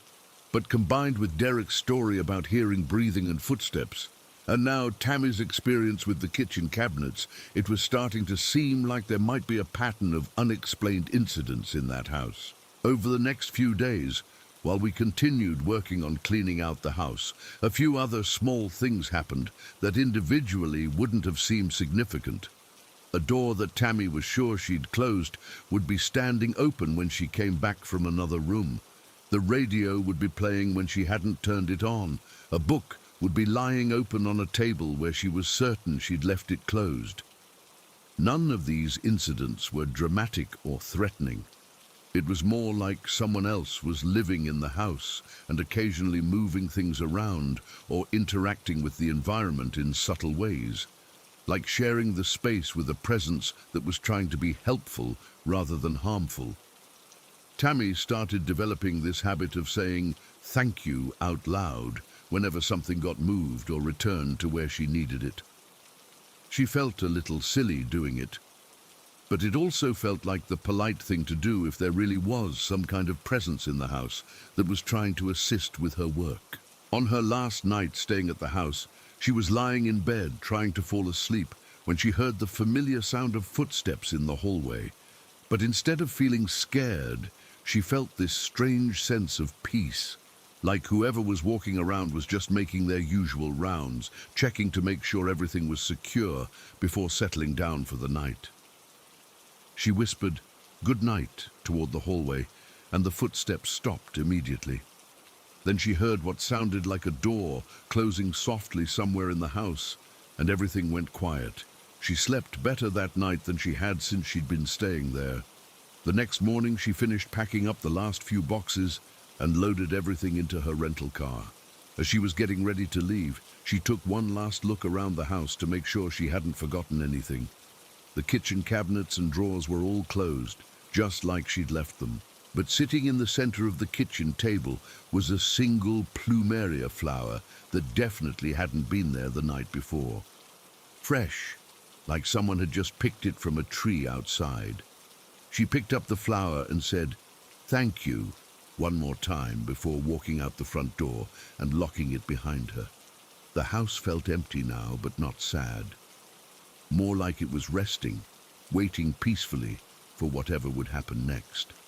Tammy still has that plumeria flower pressed between the pages of a book. She says it reminds her that some things can't be explained rationally, and that's okay. Sometimes you just have to accept that there are mysteries in the world that are meant to stay mysterious. I think about that house sometimes, especially late at night when I'm alone and hear unexplained sounds in my own home. It makes me wonder what other presences might be sharing our spaces, moving quietly through our lives in ways we usually don't notice. Maybe they're just looking for acknowledgement, for someone to say thank you when they try to help, or good night when they're settling in for another evening of watching over the places they once called home. Story 9. I need to tell you about something that happened to me and 6 friends when we were in college. This was maybe 5 years ago, and I still get chills thinking about it. We were all into urban exploration back then. You know, checking out abandoned buildings, old factories, places with weird histories. We thought we were so smart and brave, going to these supposedly haunted locations to see if we could experience anything paranormal. There was this ghost town, about an hour-and-a-half drive from our campus, that we'd been talking about visiting for months. The kind of place that shows up on those lists of most haunted locations in America. It used to be a mining town back in the 1800s, but the mine dried up and everyone just abandoned it.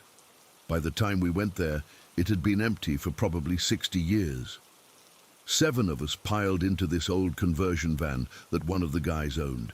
It was a Friday night in late October, which felt perfect for ghost hunting. We'd done our research online, read all the stories about strange lights, phantom voices, people seeing figures walking between the old buildings, classic ghost town stuff that we were excited to investigate. The drive took us through some really remote rural areas. Once we got off the main highway, it was just narrow back roads winding through dense forests and farmland. No streetlights, no houses, just our headlights cutting through the darkness ahead of us. The kind of isolation that makes you realize how far you are from help if something goes wrong. We got to the town around 10:30 at night. There wasn't really a clear entrance or anything, just this gravel road that led into what used to be the main street. Most of the original buildings were long gone, but there were still maybe 8 or 10 structures standing in various states of decay. Old wooden houses with missing roofs, a general store with boarded-up windows, what looked like it might have been a church at one point. The whole area was surrounded by thick fog that night. Not unusual for that region in the fall, but it made everything look even more eerie and atmospheric. Our headlights could only penetrate maybe 30 feet into the fog before everything just disappeared into this grey wall of mist. We parked the van in the center of what used to be the main street and sat there for a few minutes, just taking in the atmosphere. The fog was so thick you couldn't see the mountains that we knew surrounded the valley, couldn't even see the edges of the town clearly. It felt like we were in this isolated bubble, cut off from the rest of the world. The plan was to spend a few hours exploring the buildings, taking pictures, maybe using some of the ghost hunting apps we'd downloaded on our phones. Typical college kid stuff. We thought we were being scientific investigators, but really, we just wanted to scare ourselves and have stories to tell later. We got out of the van and started walking around, staying close together because the fog made it easy to get disoriented. The silence was incredible. No wind, no insects, no distant traffic noise. Just the sound of our footsteps on the gravel and our voices echoing off the empty buildings. We'd been there for maybe 5 minutes when we first heard the car engine. It was coming from somewhere outside the town, but the fog made it impossible to tell exactly where. The sound seemed to be getting closer, so we stopped talking and listened. After a minute or two, we could see headlights approaching through the fog. A car was driving slowly down the same gravel road we'd taken into town. We watched it come into the main street area where we were standing, and we could see it was an older model sedan, maybe from the 90s, dark-colored but hard to make out details in the fog and darkness. The car had 2 people in it, a driver and a passenger. They drove past us at maybe 10 miles per hour, like they were sightseeing or looking for something. We waved, thinking maybe they were other ghost hunters or locals who knew about people coming to visit the abandoned town. The driver waved back, and they continued driving through the main street area and disappeared into the fog on the other side of town. We figured they were just checking out the same historical site we were, and we went back to exploring the buildings. But about 10 minutes later, we heard the same car engine again. And sure enough, the same dark sedan came driving back through the town from the opposite direction. Same slow speed, same 2 people inside. They drove past us again and disappeared back into the fog the way they'd originally come from. That seemed a little odd, but not necessarily alarming. Maybe they'd reached a dead end and had to turn around. Maybe they were looking for a specific building or landmark and hadn't found it on their first pass through town. We kept exploring, but we were definitely more aware of the sound of that car engine now. And over the next hour or so, we heard it several more times. Always the same pattern. The car would drive through town in one direction, disappear for 10 or 15 minutes, then come back from the other direction. By the 4th or 5th time this happened, we were all getting a little creeped out. Who drives back and forth through an abandoned ghost town for over an hour? Especially late at night, when visibility is terrible because of the fog. One of the guys suggested that maybe they were security guards or caretakers making rounds to make sure nobody was vandalizing the historic buildings. That made sense, and it actually made us feel a little better about the situation. If there were official people keeping an eye on the place, at least that meant we weren't completely alone out there. But then things got weird. We were standing near the old general store, looking at some graffiti that previous visitors had left on the boarded-up windows, when the car came through again. This time, instead of just driving past, it stopped maybe 50 feet away from us. The engine kept running, headlights stayed on, but the car just sat there motionless in the middle of the gravel road.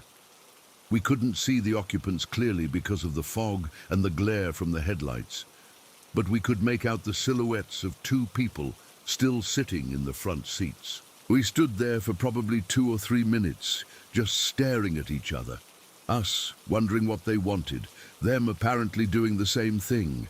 The whole situation felt increasingly uncomfortable, especially since we couldn't see their faces or read their body language through the fog and darkness. Finally, one of our group called out to ask if everything was okay. No response from the car, just continued idling in the middle of the road with the headlights pointed in our direction. That's when our driver, the guy who owned the van, said we should probably head back to our vehicle. Something about the situation was making him nervous, and he thought it would be smart to have our escape route ready if we needed it. We started walking back toward where we'd parked the van, keeping an eye on the mysterious car. As soon as we started moving, the car's engine revved, and it began backing up rapidly, disappearing into the fog behind it. By the time we got back to our van, the other car was nowhere to be seen, no headlights visible, no engine noise, just the same eerie silence that had surrounded the town when we first arrived. We stood around the van talking in hushed voices about what had just happened. The whole interaction had felt wrong somehow. Why approach us and then just sit there without saying anything? Why back away as soon as we started moving toward our own vehicle? One of the girls suggested that maybe they were waiting for us to leave so they could do whatever they'd come there to do. Maybe they were drug dealers using the abandoned town as a meeting spot, or people who'd come there to vandalize buildings and didn't want witnesses around. That actually seemed like the most logical explanation, so we decided to give them some space. We got in the van and drove to the opposite end of town, planning to continue our exploration from there and let the other car have the area we'd been occupying. We parked near what looked like it used to be a small church and got out to check it out. The fog was still incredibly thick, limiting visibility to maybe 20 or 30 feet in any direction. But the building seemed interesting. Still had most of its walls and roof intact, with a front door that was standing partially open. We'd been exploring the church for maybe 15 minutes when we heard voices coming from somewhere outside in the fog. Not loud, but distinct enough that we could tell it was multiple people talking. We couldn't make out what they were saying, but the voices seemed to be moving around the perimeter of the town. Then we saw the flashlights, several beams of light moving through the fog, spread out like people were conducting some kind of search pattern. The lights were maybe 100 yards away from the church where we were hiding, but they seemed to be getting closer. That's when we realized we might be in real trouble. These weren't casual visitors or even security guards doing routine patrols. This felt organized, like a group of people looking for something specific, or someone specific. We quickly turned off our own flashlights and phones, trying to make ourselves invisible in the darkness of the church. Through the partially open door, we could see the searchlights continuing to move through the fog, getting closer to our location. The voices were louder now, though still muffled by the thick fog. We could hear at least 3 or 4 different people calling back and forth to each other. It sounded coordinated, like they were communicating their positions and search areas. We huddled together in the back corner of the church, trying to stay as quiet as possible. Our van was parked maybe 30 yards away, but getting to it would mean running across open ground where the searchers would definitely see us. That's when we heard the car engine again. But this time, it wasn't the slow, steady sound we'd been hearing all night. This was aggressive acceleration, like someone had floored the gas pedal. The sound was getting louder fast, like the car was racing toward our location. Through the fog, we could see headlights approaching at high speed. The car came to a sliding stop right next to our van, gravel flying everywhere. We could hear car doors slamming, multiple sets of footsteps running on the gravel. Then someone started pounding on the side of our van, yelling for us to come out. The voice was aggressive, hostile, definitely not friendly. More voices joined in, at least 3 or 4 people surrounding our vehicle and demanding that we show ourselves. We were trapped in that church, watching through the crack in the door as several people with flashlights searched around our van. They were checking inside the vehicle, looking underneath it, examining the area like they were trying to figure out where we'd gone. One of them had a crowbar or some other metal tool and was hitting the side of the van with it, making these loud banging sounds that echoed through the fog. Another one was trying all the door handles, checking to see if we'd left anything unlocked. The whole scene felt predatory, like we'd accidentally stumbled into the territory of people who really didn't want witnesses around. Whatever they were doing in that ghost town, they considered us a threat that needed to be eliminated. We stayed hidden in the church for what felt like hours, but was probably only 20 or 30 minutes. Eventually, the voices and footsteps moved away from our van, and we could hear the car engine starting up again. But instead of leaving, they seemed to be conducting a systematic search of the entire town. We could hear the car driving slowly between buildings, stopping frequently, people getting out to check different areas with their flashlights. Finally, around 3 in the morning, everything went quiet. No more engine noise, no more voices, no more flashlight beams moving through the fog. Just the same dead silence that had surrounded the town when we first arrived. We waited another hour before we felt safe enough to make a run for our van. Moving as quietly as possible, we crept out of the church and across the open ground to where we'd parked. The van looked normal from a distance, but when we got closer, we could see that someone had been messing with it. There were fresh scratches on the paint, like someone had dragged a sharp object across the surface. The door handles were all muddy, and there were footprints in the dirt around the entire vehicle. But the most unsettling discovery was the handprints. Fresh handprints on the driver's side window, the back window, and on the metal surface of the sliding door. Not like someone had casually touched the van, but like they'd been pressing their hands against it while looking inside. We got in the van as quickly as possible and got out of there. The drive back to campus was the longest hour and a half of my life. Nobody said much, but we were all constantly looking in the mirrors to make sure we weren't being followed. When we got back to town and found a 24-hour gas station with bright lights and other people around, we stopped to really examine the van. The scratches were definitely intentional, long parallel lines that someone had deliberately carved into the paint with a knife or key. But the handprints were what really freaked us out. They were still visible on the windows, clear enough that you could make out finger patterns.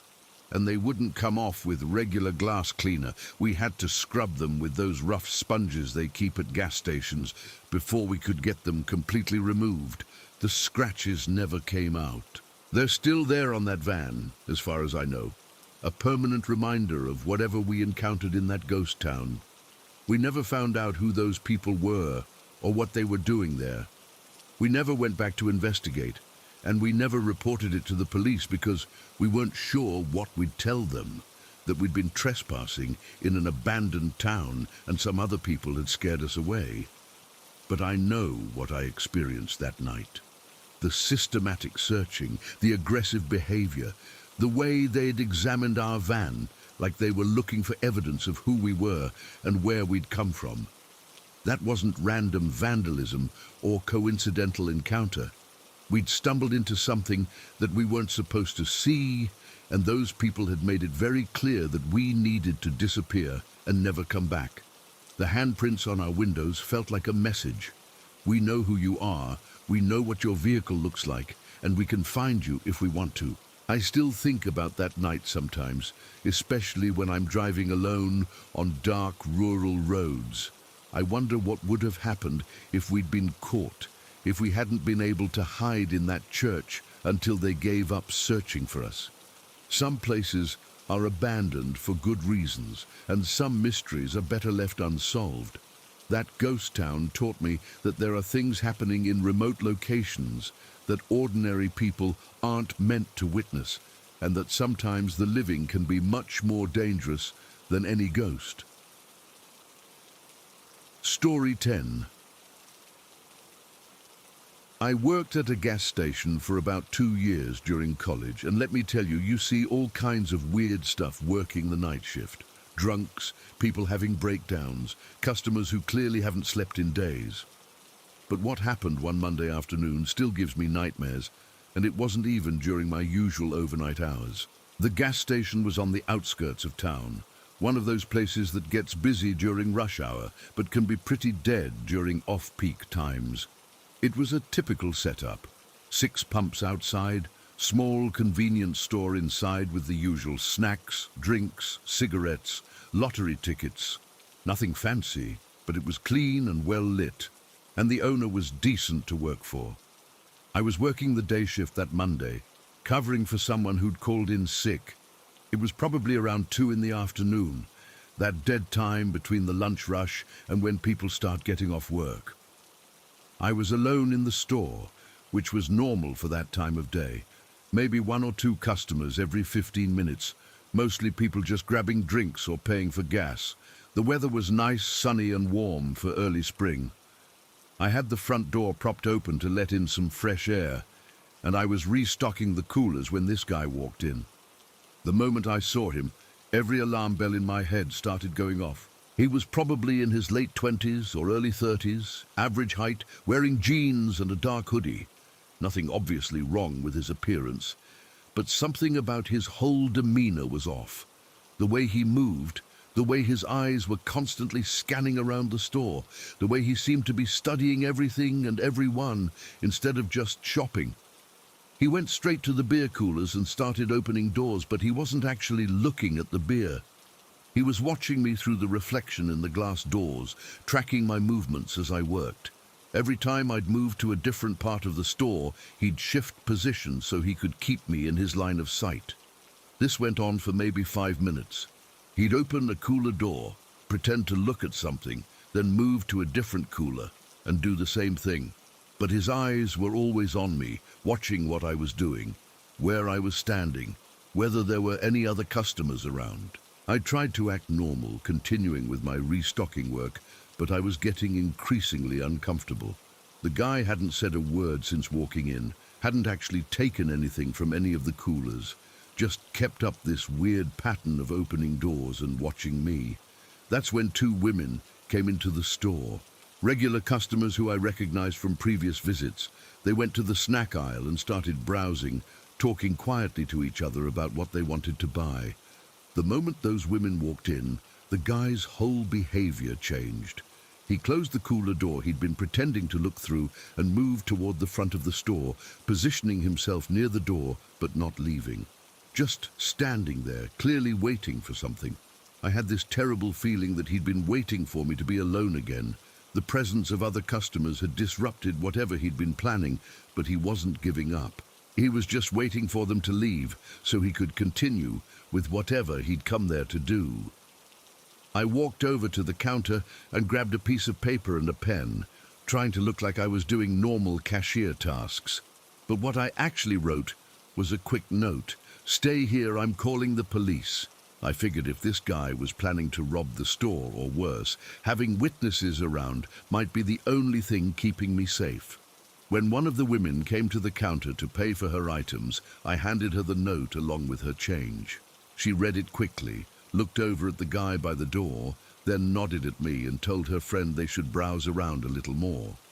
The guy had noticed our interaction. I could see him watching us more intently, trying to figure out what we'd been talking about. His body language was getting more agitated, more restless. He kept looking out the front window like he was expecting someone or checking on something outside. After maybe another minute, One of the women left the store. She walked to her car, but instead of getting in and driving away, she just stood there talking on her phone. The guy watched her through the window, and I could see him getting more nervous. The second woman stayed inside, continuing to browse the snack aisles. She was clearly stalling for time, keeping me company until whatever help was coming could arrive. I was incredibly grateful that she'd understood the situation and was willing to put herself at risk to help a stranger. That's when the guy made his move. He walked quickly toward the front door, but stopped just short of leaving. He stood there for a few seconds, looking outside at the woman who was still on her phone by her car. Then he looked back at me with this expression that made my blood run cold. He rushed toward the window at the front of the store and pressed his face right up against the glass, staring outside. From where I was standing behind the counter, I could see what he was looking at. The woman by the car was talking to a police officer who had just pulled into the parking lot. The guy spun around and ran toward the back of the store. I thought he was heading for the rear exit, but there wasn't one in that building. He'd trapped himself in the store, and he seemed to realize it at the same moment I did. But instead of panicking or trying to push past the remaining customer to get to the front door, he just left, walked right out the front entrance like nothing had happened, right past the woman who was still standing by her car. I watched through the window as he crossed the parking lot at a normal pace, not running or acting suspicious. The police officer was focused on talking to the first woman and didn't immediately notice the guy leaving. By the time she pointed him out, he was already disappearing around the corner of the building. The officer came inside, and I told him what had happened. The guy's behavior, the way he'd been watching me, the feeling that he'd been waiting for me to be alone. The officer took it seriously and said they'd patrol the area for the next few hours to make sure he didn't come back. But here's the part that still gives me chills. About an hour after the police officer left, he came back to the store with some news. They'd caught the guy walking along the main road about half a mile from the gas station. When they searched him, they found methamphetamine, which explained his weird, hyper-alert behavior. But they also found a hunting knife with about a 6-inch blade. And when they questioned him, he admitted that he'd been planning to wait until the store was empty and then rob it. The officer told me that based on the guy's behavior and the weapon he was carrying, this probably wasn't going to be a simple robbery.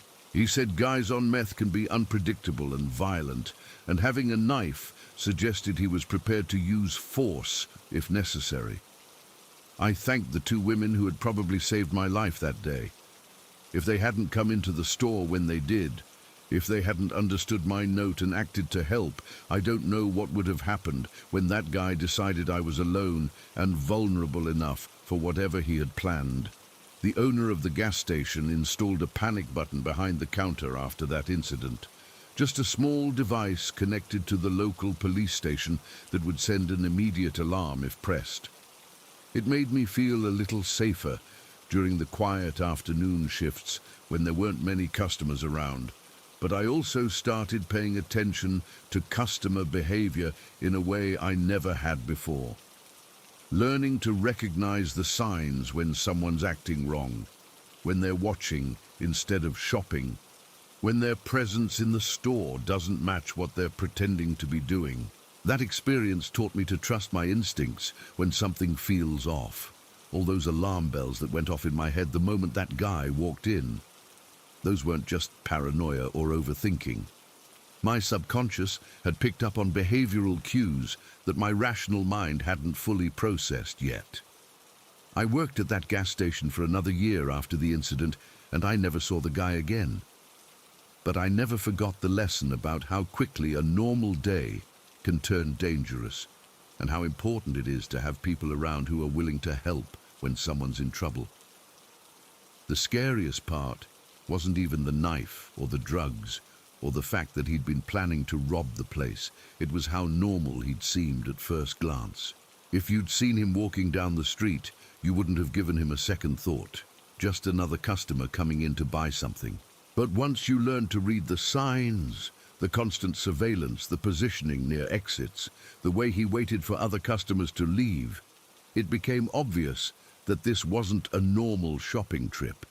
This was someone scouting a target and waiting for the right opportunity to act. I think about that sometimes when I'm in stores or other public places. How many people around us might be carrying weapons, planning crimes, waiting for the right moment to hurt someone? How often do we miss the warning signs because we want to believe that everyone has innocent intentions? Working in retail, especially during quiet shifts when you're often alone, gives you a different perspective on human behavior. You learn that most people are decent and harmless, but there are others who see your isolation as an opportunity. And sometimes the difference between a safe day and a dangerous one comes down to random factors, like whether other customers happen to be around at the right time. The police officer told me that gas station robberies are actually pretty common, especially at locations that are isolated or understaffed during certain hours. Criminals look for places where they're unlikely to encounter resistance, where there aren't many witnesses around, where they can get in and out quickly without being identified. But this situation felt different from a typical robbery. The amount of time the guy spent watching me, the way he seemed to be studying the layout of the store, the fact that he'd brought a knife, it all suggested something more personal and more dangerous than just grabbing cash and running. I never found out what his actual plan had been, whether he'd intended to hurt me regardless of whether I cooperated or if the knife was just meant to intimidate me into compliance. The police said he wasn't talking much after they arrested him, and I didn't really want to know the details anyway. What mattered was that the situation had been stopped before it escalated. Two strangers had recognized that someone was in danger and had taken action to help. A police officer had taken the threat seriously and responded quickly, and my own instincts had warned me early enough to ask for help before it was too late. That's probably the most important thing I learned from the whole experience. Don't ignore those feelings when something seems wrong. Don't worry about being rude or seeming paranoid. Trust your gut, ask for help, and let other people decide whether the threat is real. In my case, it definitely was real. The methamphetamine, the weapon, the admitted plan to commit robbery, all of that validated the uncomfortable feeling I'd had from the moment he walked into the store. My subconscious mind had recognized danger before my conscious mind had figured out what was happening. I still work in retail sometimes, though not at gas stations, and I still pay attention to customer behavior in ways that most people probably don't. Looking for signs that someone's watching instead of shopping, that they're more interested in the store layout and staffing than in the merchandise. Most of the time, suspicious behavior has innocent explanations. Someone's looking around because they're lost or can't find what they need. Someone's lingering because they're trying to decide between different options. But occasionally that suspicious behavior is exactly what it seems to be. Someone with bad intentions scouting for opportunities. The key is learning to tell the difference and knowing what to do when your instincts tell you that a situation might be dangerous. Having a plan for getting help, staying aware of exits and other customers, trusting your gut when someone's behavior doesn't feel right. I'm grateful for those two women who helped me that day and for the police officer who took the situation seriously. But I'm also grateful for the experience itself, as scary as it was at the time. It taught me lessons about personal safety and situational awareness that have probably kept me out of trouble in other situations since then. Sometimes the most valuable education comes from real-world experiences that you never wanted to have in the first place.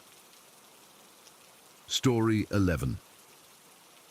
I worked as a nurse for 7 years in this old medical institution that was part 1960s building, part even older than that. The place had this weird layout where the original wing from probably the 1940s was connected to newer sections that had been added over the decades. You could tell when you walked from one area to another because the architecture, the flooring, even the smell would change completely. The original wing was where they kept some of the long-term care patients. and it always gave me the creeps during night shifts. There was this one little hallway in particular that I absolutely hated walking down alone. It wasn't particularly dark or anything. The lighting was the same fluorescent setup they had throughout the building, but something about that corridor just felt wrong, especially after 10 o'clock at night. I started taking longer routes to avoid that hallway whenever possible. Instead of cutting straight through from the nurse's station to the supply room, I'd go around the entire perimeter of the unit, added probably 3 or 4 minutes to my rounds, but it was worth it to avoid that creepy feeling I got every time I walked down that particular stretch of corridor.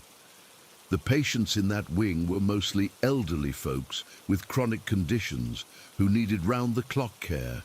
Most of them had been there for months or even years, and you got to know their routines, their personalities, their little quirks and preferences. It was actually one of the parts of the job I enjoyed most, building these relationships with people who were going through really difficult times in their lives. There was this one lady, Jane, who was probably in her late 70s, sweet Polish woman who'd been a seamstress before she retired. She had this gentle way of speaking, always very polite and grateful for whatever help you provided. Never complained about anything, even when she was having bad days with pain or mobility issues. Jane had this routine where she liked to have a cup of tea at 9:30 every night. Not 9:15, not 9:45, exactly 9:30. She said it helped her sleep better, and it had become this little ritual that she looked forward to each day. I'd bring her the tea in one of those institutional white mugs, and she'd always thank me and tell me to have a good night. If I was running late with her tea for whatever reason, maybe another patient needed urgent attention, or I got tied up with medication rounds, Jane would press her call button around 9:36 or 9:37, never earlier, like she was giving me a few minutes of buffer time in case something had come up. When I'd get to her room, she'd apologize for bothering me and ask if I could bring her tea when I had a chance. She was just that kind of person, considerate, understanding, never wanted to be a burden on anyone. Even when she was clearly in pain or having trouble sleeping, she'd try to tough it out rather than ask for help unless she really needed it. Jane's room was at the end of that creepy hallway I mentioned. Room 114, right at the dead end, where the corridor terminated at an exterior wall.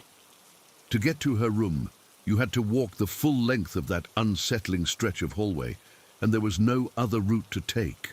But I did it every night because Jane was one of my favorite patients, and I knew how much that 9:30 tea meant to her daily routine. It was such a small thing, but it gave her something to look forward to and helped structure her day in a place where every day was basically the same. One night, this was on a Tuesday in late November, Jane's room got tagged for maintenance. Something about the heating system needing repairs, and they had to shut off power to that section of the hallway for safety reasons while the work was being done. So Jane got moved to a temporary room in a different part of the facility while her regular room was being worked on. The maintenance was supposed to take 2 or 3 days, and then she'd be moved back to room 114. But that first night, around 9:36, the call light panel at the nurse's station started showing an alert from room 114. I looked at the panel and saw Jane's room number lit up, indicating someone had pressed the call button.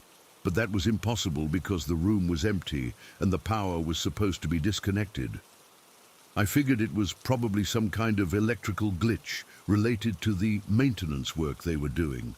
I mentioned it to the charge nurse and she said to go check it out. Maybe the maintenance crew had left some equipment in there that was interfering with the call system, or maybe they hadn't actually disconnected the power yet, like they were supposed to. So I walked down that dreaded hallway toward room 114. The lights were still working in the corridor, but I could see that Jane's room was completely dark. When I got to the doorway, I could see that the room was empty. No bed, no furniture, no equipment. Just bare walls and floor with some maintenance tools and plastic sheeting where they'd been working on the heating unit. I checked the call button on the wall where the bed used to be. The little red light was off, and when I pressed it, nothing happened. No signal went to the nurse's station, no response at all. The system was definitely disconnected like it was supposed to be. But when I got back to the nurse's station, the call light for room 114 was still showing active on the panel. I told the charge nurse what I'd found, and she came down to look at it herself. Same thing, empty room, disconnected call system, but the panel was still showing an active call from that location. She ended up having to reset the entire call light system to get the false alarm to stop. We figured it was just some kind of technical malfunction related to the electrical work being done in that part of the building. Old institutions like that are always having problems with outdated wiring and systems that don't work quite right. But the whole thing left me with this uneasy feeling that I couldn't shake. The timing was just too specific, 9:36, exactly when Jane would normally press her call button if her tea was running late. And it was her room, her call button, even though she was sleeping peacefully in a completely different part of the building. The next night, same thing happened. 9:36 exactly, call light panel showing an active alert from the empty room 114. I didn't even bother going to check this time, just told the charge nurse about the recurring malfunction and suggested we call maintenance to look at the call light system. But on the third night, something different happened. I was doing my medication rounds around 9:15 when I heard footsteps in that hallway. Slow, careful footsteps like someone elderly walking with a cane or walker. The sound was coming from the direction of room 114. I stopped what I was doing and listened. The footsteps continued for maybe 10 seconds, then stopped. Then I heard what sounded like a door closing gently, the way Jane always closed her room door after I brought her tea. But there was nobody in that hallway. The rooms were all empty because of the maintenance work, and I was the only staff member in that section of the building at that time of night. I walked down the hallway to investigate, and everything was exactly as it should be. Empty rooms, maintenance equipment, no sign of anyone having been there recently. But I had definitely heard those footsteps and that door closing. 9:36 rolled around, and sure enough, the call light panel lit up with an alert from room 114. This is when I started to feel genuinely unsettled by what was happening. The technical malfunction explanation was starting to seem less likely, especially with the footsteps and the door sound. But I'm not someone who jumps to supernatural explanations for things, so I was trying to find logical reasons for what I was experiencing. Maybe the heating repairs were causing the building to settle in unusual ways, creating sounds that resembled footsteps. Maybe there were vibrations from the construction work that were triggering the call light system somehow. Maybe my brain was just pattern matching familiar sounds and interpreting random noises as Jane's routine. But deep down, I was starting to suspect that something else was going on. The fourth night, Jane was supposed to be moved back to room 114 because the maintenance work was finished. But there had been some delay with getting the room cleaned and set back up, so she ended up staying in the temporary room for one more night. I decided to test something. At 9:25, I walked down to the end of that hallway and positioned myself where I could see the entrance to room 114. I wanted to observe what happened at 9:36, see if I could figure out what was causing the call light to activate. 9:30 came and went. No footsteps, no sounds, no movement in the hallway. I was starting to think maybe the problem had been resolved when the lights in the entire corridor suddenly went out. Not like a power failure. The emergency lighting stayed on, and I could see that the other parts of the building still had electricity. Just that one stretch of hallway went completely dark, like someone had thrown a breaker specifically for that area. I pulled out my phone to use as a flashlight and started walking back toward the main part of the building. But as I was leaving, I heard Jane's voice behind me, faint but unmistakable. She was saying, "Good night, sweet girl." in that same gentle tone she used every evening after I brought her tea. I turned around and shined my phone light back down the dark hallway. Nobody there, just empty rooms and maintenance equipment casting long shadows in the beam from my phone.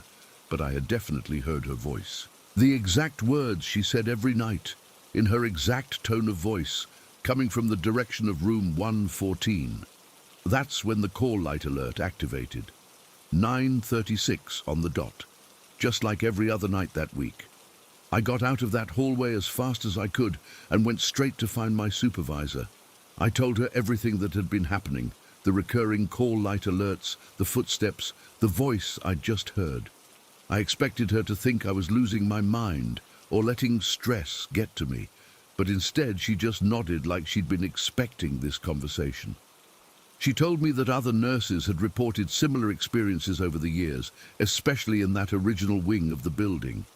Patients who had passed away but seemed to be continuing their routines, trying to maintain the connections they'd formed with staff members who had cared for them. She said it usually happened with patients who had been there for a long time and had developed strong attachments to particular nurses or daily rituals that gave structure to their lives. Like they weren't ready to let go of those meaningful relationships and routines even after they were gone. I asked if she thought Jane had passed away, but she assured me that Jane was fine, sleeping peacefully in her temporary room and scheduled to be moved back to 114 the next day. But something about the way she said it made me think there was more to the story. So I did some checking in the employee records, and I found out that there had been another patient named Jane in room 114 about 5 years earlier. Jane, an elderly Polish woman who had been a seamstress before retirement. She had passed away peacefully in that room after being a patient there for almost 2 years. According to her care notes, she had a routine of having tea every night at 9:30, and she would always thank her nurses and tell them to have a good night. The description was so similar to my current patient Jane that it was eerie. Same first name, same background, same nightly routine, even the same polite way of speaking to staff members. I never found out if this was just an incredible coincidence or if there was some deeper connection between the two women. But I realized that the voice I'd heard in the hallway that night hadn't been my Jane. It had been the other Jane, the one who had passed away in that room years earlier. She was still keeping her routine, still waiting for someone to bring her tea at 9:30, still saying goodnight to the nurses who had cared for her during her final months.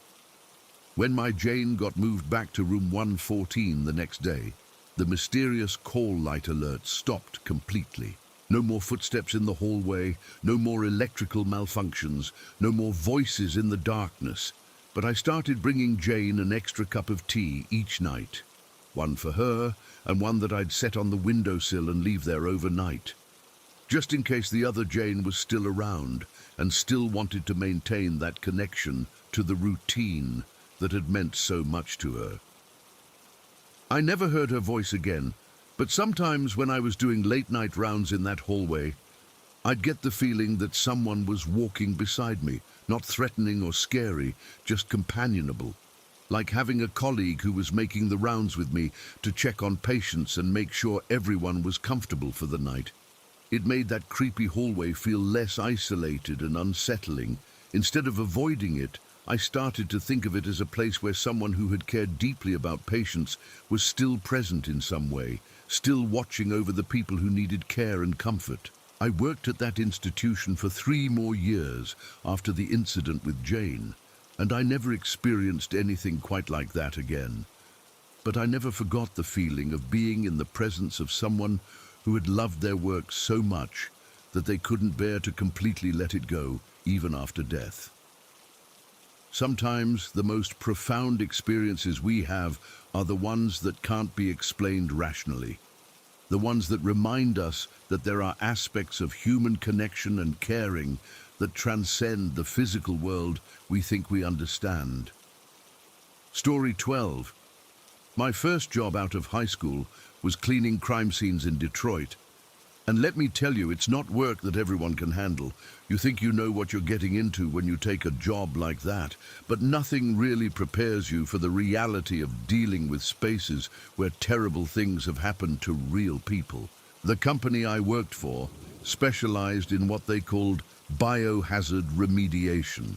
Basically cleaning up after homicides, suicides, accidents, anything that left behind biological material that regular cleaning crews couldn't or wouldn't deal with.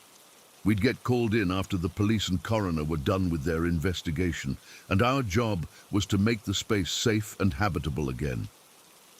Most of the work was in residential properties, family homes, apartments, hotel rooms, places where people had lived normal lives until something went horribly wrong. We'd show up with our hazmat suits, industrial cleaning supplies, and specialized equipment designed to remove all traces of what had occurred. The pay was decent, especially for someone with no college education or specialized training. But the turnover rate was incredibly high because most people couldn't handle the psychological aspect of the job. Knowing that you were standing in a place where someone had died violently, scrubbing blood off walls that had witnessed someone's final moments. I'd been doing the work for about 6 months when we got called to this basement job that still haunts me. The house was in one of those older Detroit neighborhoods where the properties are close together and most of the buildings date back to the 1940s or 50s. Working class area that had seen better days but wasn't completely run down. The call came in on a Tuesday morning around 10 o'clock.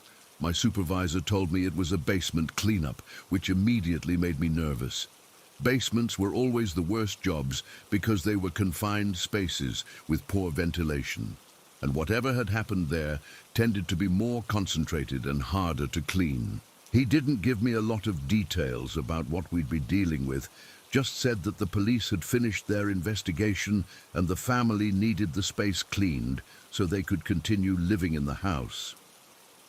Apparently, it was the basement of their own home, and they couldn't afford to move somewhere else while dealing with whatever tragedy had occurred. My partner for that job was this guy who'd been with the company for about 3 years. He was usually pretty calm and professional, not someone who got rattled easily by the work we did, but when we loaded up the van with supplies that morning, I could tell he was more tense than usual. We drove to the address and parked in front of a modest 2-story house with white siding and a small front yard. Looked like any other family home on the block. Nothing from the outside that would suggest anything traumatic had happened there recently. The homeowner met us at the front door and led us around to the side of the house where there was a separate entrance to the basement. She was probably in her 50s, seemed exhausted and emotionally drained. She didn't say much beyond showing us where we needed to go and asking us to let her know when we were finished. When we opened the basement door and looked down the wooden steps, the smell hit us immediately. Even through our respirator masks, there was this heavy metallic odor mixed with something chemical and something organic that was starting to decay. It's a combination of smells that you never forget once you've experienced it. We turned on our work lights and headed down into the basement. It was a typical unfinished basement. Concrete walls, exposed ceiling joists, concrete floor. But what we saw when our lights illuminated the space made my stomach drop. The entire floor was stained dark red, almost black in some areas where the blood had pooled and dried. It wasn't just a small area either. This covered probably a third of the basement floor, extending from the bottom of the stairs to the far wall. Whatever had happened down there had been extensive and violent, but the blood on the floor was just the beginning. There were spatter patterns on the concrete walls going up about 4 feet from the ground, and even some staining on the wooden ceiling joists directly overhead. Like the violence had been so intense that it had reached every surface in that part of the basement. My partner started setting up our equipment. Industrial fans for ventilation, drop cloths to protect areas we didn't need to clean, containers for disposal of contaminated materials. Standard procedure, but I could see his hands shaking slightly as he worked. I began the initial assessment, documenting the extent of the contamination so we'd know what cleaning supplies and how much time we'd need. That's when I noticed something that made the whole situation even more disturbing. Mixed in with the biological material on the floor were fragments of what looked like bone and tissue, small pieces, but clearly recognizable as human remains that hadn't been cleaned up by the coroner's office. This wasn't just blood. This was evidence of extreme physical trauma that had left parts of someone scattered around that basement. The psychological impact of seeing that was overwhelming. This wasn't an abstract crime scene from a TV show or movie. This was real human tissue from a real person who had suffered unimaginable violence in this exact spot where I was standing. We started the cleaning process, working methodically from the outside edges of the contaminated area toward the center. The blood had soaked into the porous concrete floor and would require multiple applications of industrial cleaning agents to fully remove. About an hour into the job, something weird started happening. The basement lights we'd brought down with us began flickering randomly, not like a loose connection or failing bulb, but this rapid strobing effect that would last for 10 or 15 seconds, then stop completely. My partner checked all the electrical connections, thinking maybe we'd overloaded a circuit or there was a problem with the extension cords we were using. Everything looked normal. All the connections were secure, but the lights kept flickering at random intervals. Then our industrial vacuum cleaner shut off by itself. We were using it to remove contaminated debris from the floor, and it had been running normally for about 20 minutes. Then suddenly it just stopped, like someone had unplugged it. But when we checked, it was still plugged in, and the outlet was working fine. The vacuum would start up again when we pressed the power button, run for another 10 or 15 minutes, then shut off again for no apparent reason. This pattern continued for the next couple hours. Equipment malfunctioning randomly, lights flickering, electrical devices turning on and off by themselves. We tried switching outlets, checking circuit breakers, even brought in different equipment from the van. Same problems with everything. Around 2 in the afternoon, we took a break to eat lunch outside and get some fresh air. The basement had been getting to both of us.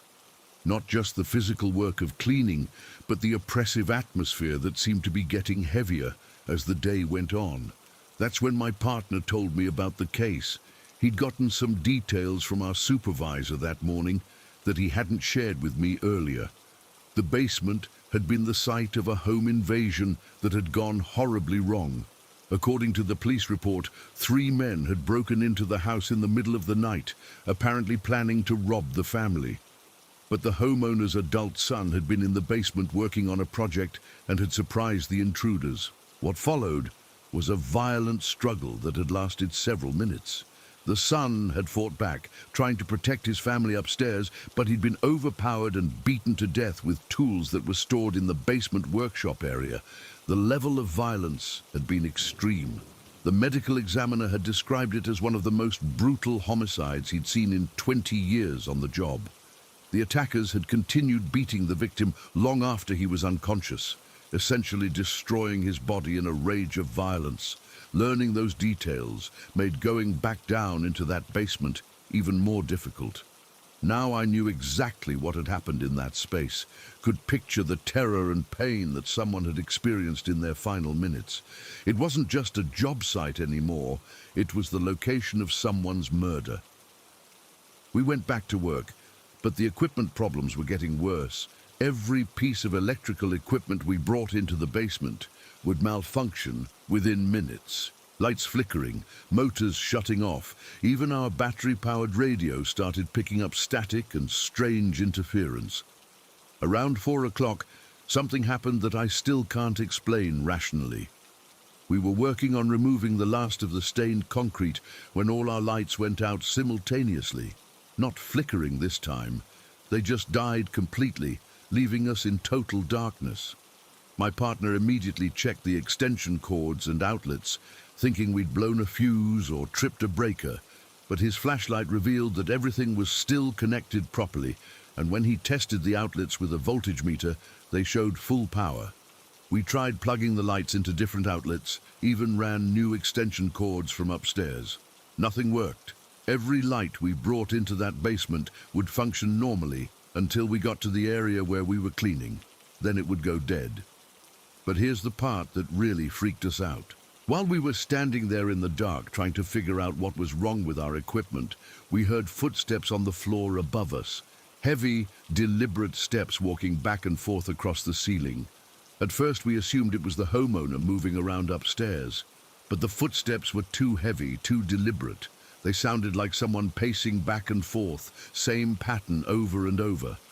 Walk from one end of the room to the other, pause, then walk back. The pacing went on for maybe 5 minutes, then stopped abruptly, but a few seconds later, we heard what sounded like furniture being moved around upstairs.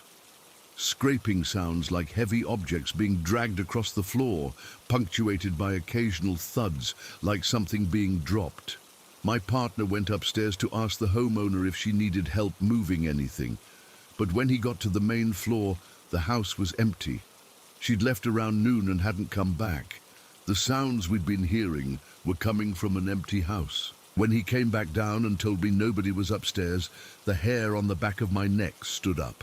We'd both clearly heard someone walking around, moving furniture, making noise directly above where we were working. But there was nobody there. That's when we heard the basement TV turn on. There was an old television set on a workbench in the corner of the basement, probably from the 1980s or early 90s. We'd noticed it when we first came down, but hadn't paid much attention to it because it looked like it hadn't been used in years. But suddenly it was playing at full volume. Some old black and white movie, the sound echoing off the concrete walls and filling the entire basement. The screen was flickering and distorted, but the audio was clear enough that we could make out dialogue and music. Neither of us had touched the TV or even been near it. The remote control was sitting on the workbench next to it, covered in dust like it hadn't been moved in months. But somehow, the television had turned itself on and was now blaring at maximum volume. My partner walked over to turn it off, but when he pressed the power button, nothing happened. He tried unplugging it from the wall, but it kept playing even after the power cord was completely disconnected. An old television that was somehow operating without electricity, playing a movie that we hadn't selected. At that point, we both agreed that we needed to get out of that basement immediately. Whatever was happening wasn't natural, and we didn't want to be down there when it escalated further.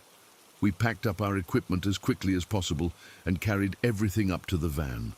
The homeowner still wasn't back, so we left a note explaining that we'd return the next day to finish the job. We needed time to process what had happened and figure out how to complete the work safely. But when we came back the next morning with a full crew and backup equipment, everything worked normally. No electrical problems, no mysterious sounds, no television turning itself on. We finished the cleaning job without any further incidents. I worked for that company for another 2 years, but I never forgot that basement in Detroit. The combination of knowing what terrible violence had occurred there, plus the unexplained phenomena we'd experienced, left me with a lasting impression about some places holding onto the energy of traumatic events. I've cleaned dozens of other crime scenes since then, but I've never encountered anything quite like that basement. Most locations feel sad or heavy, but not actively hostile. That place felt like it was trying to communicate something, or maybe trying to prevent us from erasing the evidence of what had happened there. I still think about that job sometimes, especially when I'm working in basements or other confined spaces where violent crimes have occurred. It taught me that there are aspects of this work that go beyond the physical cleaning and restoration. Some places are changed permanently by the violence they've witnessed, and no amount of cleaning can completely remove those psychic stains. The family continued living in that house after we finished the remediation work, as far as I know. But I've always wondered if they experienced any of the same phenomena we encountered that day, or if the disturbances were specifically related to our presence there as we tried to erase the physical evidence of their tragedy. Story 13. One summer when I was probably 15 or 16, we were house-sitting for Vicky, a family friend who had this incredible house in Southern California. She was going to be traveling for about 2 weeks, and my mom agreed to watch the place while she was gone. It seemed like a great deal. We got to stay in this beautiful home, and Vicky didn't have to worry about her property sitting empty. The house was absolutely stunning. Modern architecture with lots of wood and these gorgeous stained glass windows that cast colorful light patterns throughout the rooms.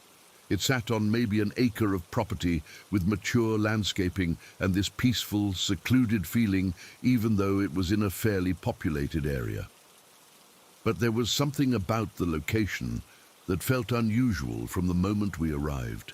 Vicky had mentioned in passing that the house was built over what used to be a Native American burial ground, but she said it like it was just an interesting historical fact rather than something to be concerned about.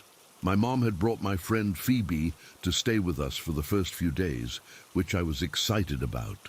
It was going to be like a mini vacation. Swimming in Vicky's pool, exploring the property, hanging out in this amazing house that was way nicer than anything we were used to. The first couple of days were actually pretty great. The house felt peaceful during the day, with lots of natural light streaming through those stained glass windows. We spent most of our time outside or in the main living areas, and everything seemed completely normal. But by the third day, my mom was starting to feel sick. She woke up nauseous and stayed that way throughout the day, even though she hadn't eaten anything unusual or shown any other signs of illness. She figured maybe she was just tired from the change of routine or something she'd picked up before we came. The nausea got worse over the next couple of days. She could barely keep food down and was spending most of her time resting in bed. I felt bad for her, but I also thought it was probably just a stomach bug that would pass in a day or two. So on the 5th night we were there, I decided to make dinner for everyone. My mom was feeling too sick to cook, and I wanted to do something nice for her and Phoebe. I'd found ingredients for soup in Vicky's well-stocked kitchen, and I figured some homemade chicken soup might help my mom feel better. Phoebe was helping me in the kitchen around 6 in the evening. We had all the ingredients laid out on the counter and were just starting to prepare everything when we heard 2 distinct knocking sounds on the window above the kitchen sink. The window looked out toward the backyard, and it was already getting dark outside. When we looked toward the sound, we couldn't see anything beyond the glass except blackness and our own reflections staring back at us. But those knocks had been deliberate, purposeful, like someone standing outside had reached up and rapped their knuckles on the glass twice. Not random sounds that could be explained by branches hitting the window or something settling in the house structure. Phoebe and I looked at each other, both wondering if we'd imagined it. But we'd both heard the exact same thing. 2 clear knocking sounds coming directly from that window. Before we could decide what to do about it, every single light in the house went out at once. Not like a power outage where you might see lights going off gradually in different areas. This was instantaneous. The entire house plunged into complete darkness in the space of maybe half a second. The only light left was the dim glow from the TV in the living room where my younger brothers were watching something. But all the overhead lights, lamps, even the digital clocks on the kitchen appliances had gone dark. Phoebe grabbed my arm, and we both just stood there in the dark kitchen trying to process what had just happened. The timing was too coincidental. Mysterious knocking on the window, followed immediately by all the lights going out. It felt deliberate, like someone or something was messing with us. I told Phoebe we should go check on the boys and make sure they were okay. We carefully made our way through the dark house toward the living room, where we could see the flickering light from the television. When we got there, we found them huddled together on the couch under a blanket, clearly scared by the sudden darkness. They were maybe 8 and 10 years old at the time, and having all the lights go out without warning had definitely spooked them. I went to the wall and found the light switch for the living room. When I flipped it, nothing happened. I tried it several times, thinking maybe there was a loose connection or something, but the lights stayed off. That's when I noticed something that made my stomach drop. The light switch was already in the off position when I found it. Someone had physically walked over to that wall and turned off the lights manually, but that didn't make sense. We'd all been in different parts of the house when the lights went out, and nobody had been near any of the light switches. My mom was upstairs in bed feeling sick. Phoebe and I had been in the kitchen. The boys had been watching TV. I started checking other light switches throughout the house, and I found the same thing everywhere. Every single switch had been turned to the off position. In the kitchen, the living room, the hallways, even the outdoor lights that were controlled by switches inside the house. Someone would have had to move systematically through the entire house, turning off every light switch, all in the span of maybe 2 seconds, which was physically impossible unless multiple people had coordinated to do it simultaneously. Phoebe was following me around as I checked the switches, and I could tell she was getting more nervous with each room we investigated. The boys had stayed in the living room with the TV, but they kept calling out to ask what was happening and when the lights would come back on. I started turning the switches back to the on position, and the lights came on immediately. No electrical problems, no blown fuses, nothing wrong with the power supply to the house. The lights had been turned off manually, and they turned back on normally when I flipped the switches. But as soon as I got all the lights back on throughout the house, we heard the knocking again. This time, it wasn't just the kitchen window. There were knocking sounds coming from multiple directions. The front door, windows in different rooms, even what sounded like someone tapping on the sliding glass door that led to the patio. The knocking wasn't frantic or aggressive. It was measured, deliberate, like someone was politely requesting entry. But it was coming from so many different locations around the house that it couldn't possibly be one person moving around the perimeter that quickly. Phoebe and I went to check on my mom, thinking maybe we should wake her up and tell her what was happening. But when we got to the bedroom where she was resting, she was already awake and looking confused.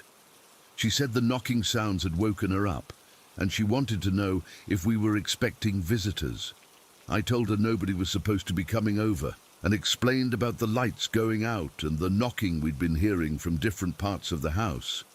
She looked concerned and suggested we call Vicky to ask if there was anything about the house we should know about. Maybe there were neighbors who had keys or some kind of security system that we weren't familiar with. But before we could decide whether to call Vicky or not, the knocking stopped completely. The house went quiet, except for the sound of the TV in the living room and the normal background noises you'd expect in any house at night. We went back downstairs and I finished making the soup, though none of us felt much like eating anymore. The boys kept asking about the lights and the knocking sounds, but we tried to downplay it so they wouldn't get too scared. Around 9 o'clock, we decided to put on a movie and try to have a normal evening. We all settled into the living room with blankets and snacks, attempting to forget about the weird incidents and just enjoy our time in Vicky's beautiful house. The movie was some family comedy that we'd all seen before, nothing scary or suspenseful. We were about halfway through when we started hearing sounds from other parts of the house. At first, it was just occasional creaking or settling noises, the kind of sounds that old houses make at night when the temperature changes and materials expand or contract. But gradually the sounds became more distinct and purposeful. We could hear what sounded like pots and pans clanking together in the kitchen. Not loud or aggressive, just gentle metallic sounds like someone was carefully moving cookware around. Then we started hearing footsteps in the hallway that connected the kitchen to the living room. The footsteps were slow and deliberate, like someone walking carefully to avoid making noise. But we could definitely hear them. The soft sound of feet moving across the hardwood floors, pausing occasionally, then continuing. I muted the TV so we could listen more carefully. The footsteps seemed to be moving in a circular pattern through the main floor of the house. From the kitchen, through the hallway, into the dining room, through the living room where we were sitting, then back toward the kitchen. But here's the thing that really freaked us out. We could see the entire living room and the entrances to the other rooms from where we were sitting. Nobody was walking through those spaces. The footsteps were clearly audible, but there was no one there making them. The boys were getting really scared at this point, asking if someone had broken into the house. I didn't know what to tell them because I couldn't explain what we were hearing either. Around 10:30, we started hearing voices. Low, indistinct conversation coming from the direction of the front hallway. It sounded like 2 or 3 people talking quietly among themselves, though we couldn't make out any specific words. Then we heard music, old-fashioned ballroom music, the kind you might hear at a formal dance from the 1940s or 50s. It was coming from the same area where we'd heard the voices, and it had that tinny quality of music being played on an old radio or record player. I got up to investigate, thinking maybe there was a radio somewhere that had turned on by itself.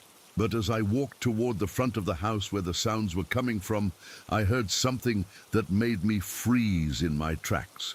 A woman's voice, clear and distinct, commenting about the girl there with the box. She was referring to me and the tablet I was carrying to control the movie we'd been watching. I was standing alone in the hallway, but the voice was coming from maybe 10 feet away from me, like someone was standing in that space, having a conversation about me with other people I couldn't see. I backed away quickly and returned to the living room where everyone else was waiting. I told them what I'd heard, and we all agreed that we should probably go upstairs and stay in the bedrooms until morning. But as we were gathering our things to head upstairs, the music and voices stopped abruptly. The house went completely silent again, like someone had flipped a switch and turned off whatever had been causing all the sounds. We waited for a few minutes, listening for any indication that the activity was continuing, but everything remained quiet. And gradually, we started to relax a little bit. My mum suggested that maybe we'd been letting our imaginations run wild because of the stress of staying in an unfamiliar place. Old houses make weird sounds, and when you're already feeling unsettled, it's easy to interpret normal noises as something supernatural. We decided to finish the movie and try to have a normal rest of the evening, but none of us could really concentrate on what we were watching. We were all listening for more sounds, more voices, more evidence that something unusual was happening in that house.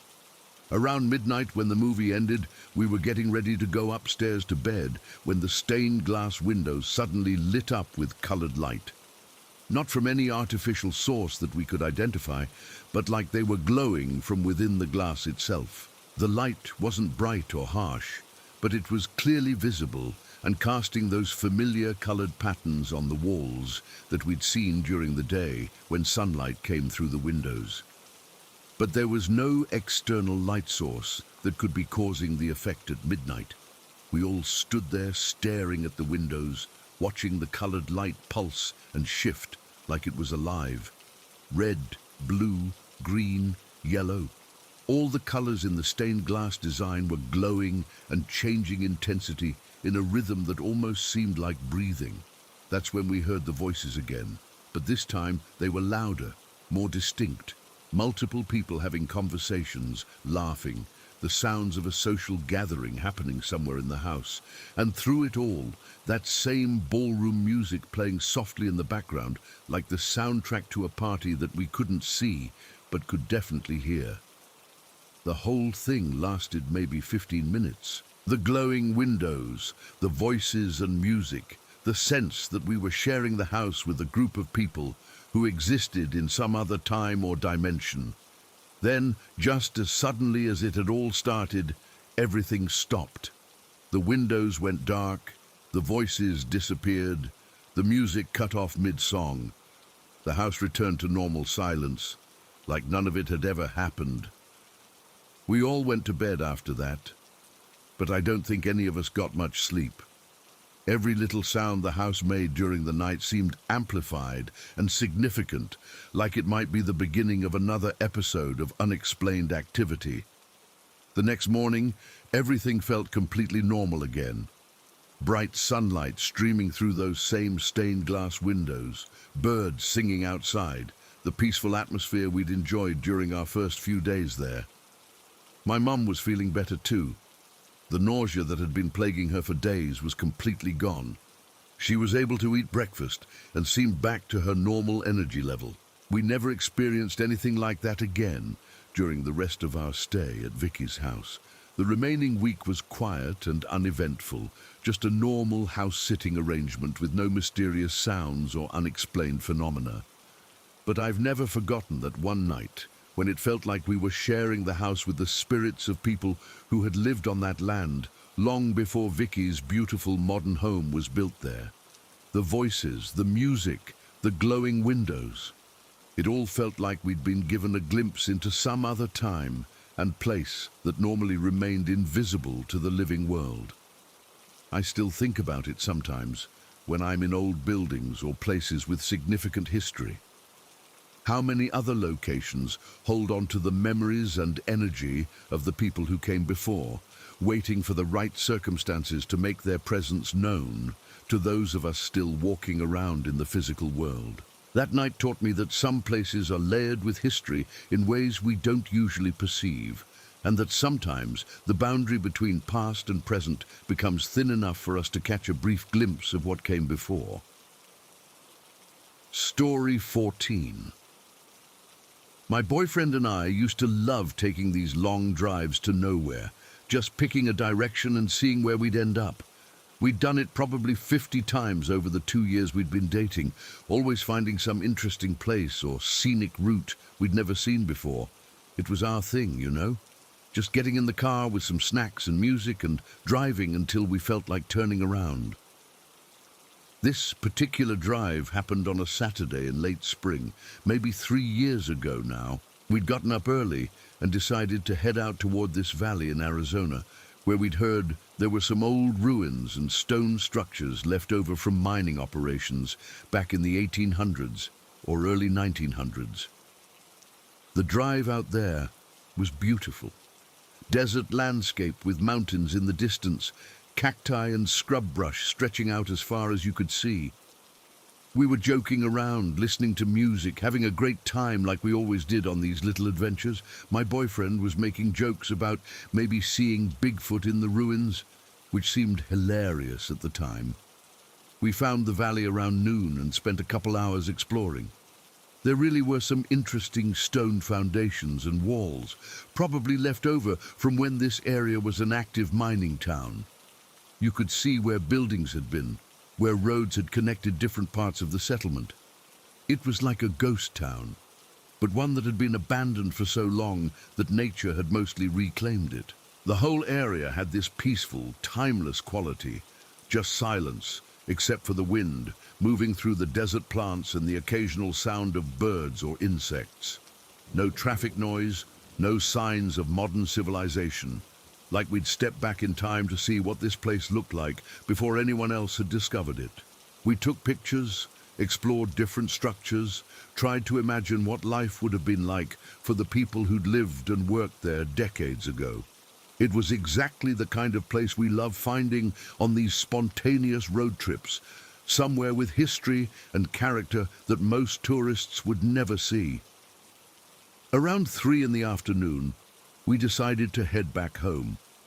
The drive back was going to take about 2 hours, and we wanted to get back before dark so we could grab dinner somewhere and maybe catch a movie. The first part of the drive was the same route we'd taken to get there, winding mountain roads through pretty remote desert terrain. Not much traffic, just the occasional car or truck heading in the opposite direction. Perfect weather, windows down, that relaxed feeling you get after spending a few hours disconnected from normal life. We were probably about halfway home when we came around a bend and saw something standing in the ditch on the left side of the road. At first glance, I thought it was a person who'd broken down or was having car trouble. Someone bent over looking at something near the embankment. But as our headlights lit up the figure, I realized it wasn't a person at all. It was covered in dark, tangled hair from head to foot, and it was way bigger than any human would be. Probably 7 feet tall, with limbs that looked too long and thin for the massive torso. The thing was bent over like it was examining something on the ground, using its hands to poke or prod at whatever had caught its attention. The arms were disproportionately long, reaching almost to the ground, even though it was standing upright. When our car got close enough that the headlight beam fully illuminated it, the creature turned its head toward us. That's when I saw its face, and I still get chills thinking about it. The face was flat, almost like a primate, but not exactly like any ape or monkey I'd ever seen pictures of. No visible snout or protruding jaw, just this smooth, flattened facial structure that looked vaguely human, but definitely not human at the same time. But the eyes were what really got to me. 2 bright red dots that seemed to glow with their own internal light, not reflecting our headlights like normal animal eyes would, but actually emitting this ruby-colored illumination that was visible even in the bright beam of our car's lights. The creature just stood there looking at us as we drove past. No fear, no attempt to hide or run away, just calm observation, like it was studying us as much as we were staring at it. The whole encounter probably lasted maybe 10 seconds, but it felt like time had slowed down and we were looking at each other for much longer. I was driving, and my first instinct was to slow down to get a better look. But something about the situation felt wrong, dangerous even. My boyfriend was telling me to speed up, to get us away from whatever that thing was as quickly as possible. So I pressed down on the accelerator, and we continued up the winding mountain road, both of us looking back through the rear window to see if the creature was still there. But it had disappeared into the darkness behind us, like it had never existed in the first place. We drove for maybe another 10 minutes without saying much, both trying to process what we'd just seen. My boyfriend kept asking if I was sure about what the thing had looked like, and I kept describing the same details: the height, the hair, the disproportionate limbs, those glowing red eyes. Neither of us wanted to say it out loud, but we were both thinking the same thing. What we'd seen looked like the descriptions of Bigfoot or Sasquatch that people report seeing in remote wilderness areas. But this was Arizona desert, not the Pacific Northwest forests where most of those sightings supposedly happen. And those eyes, I'd never heard anyone describe Bigfoot as having glowing red eyes. Most eyewitness accounts talk about dark, human-like eyes. These had been like 2 red laser pointers staring at us from that flat, primitive face. As we continued driving up the mountain road, we started seeing deer everywhere, not just 1 or 2, but dozens of them.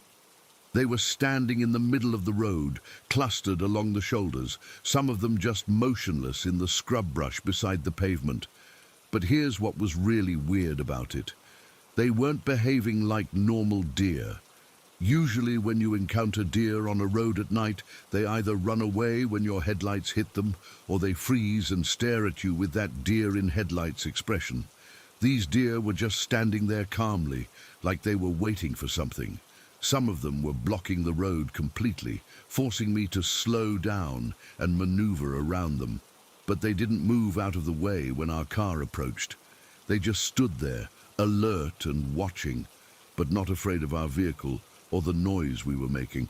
My boyfriend commented that it looked like the deer were avoiding something, like they'd all moved up to this higher elevation to get away from whatever was down in the valley below where we'd seen that creature. That observation made both of us even more uncomfortable. If there was something down there that was making the local wildlife nervous enough to relocate to different areas, maybe we'd been lucky to encounter it when we were safely inside our car. We kept driving through this congregation of deer for probably 5 or 10 minutes.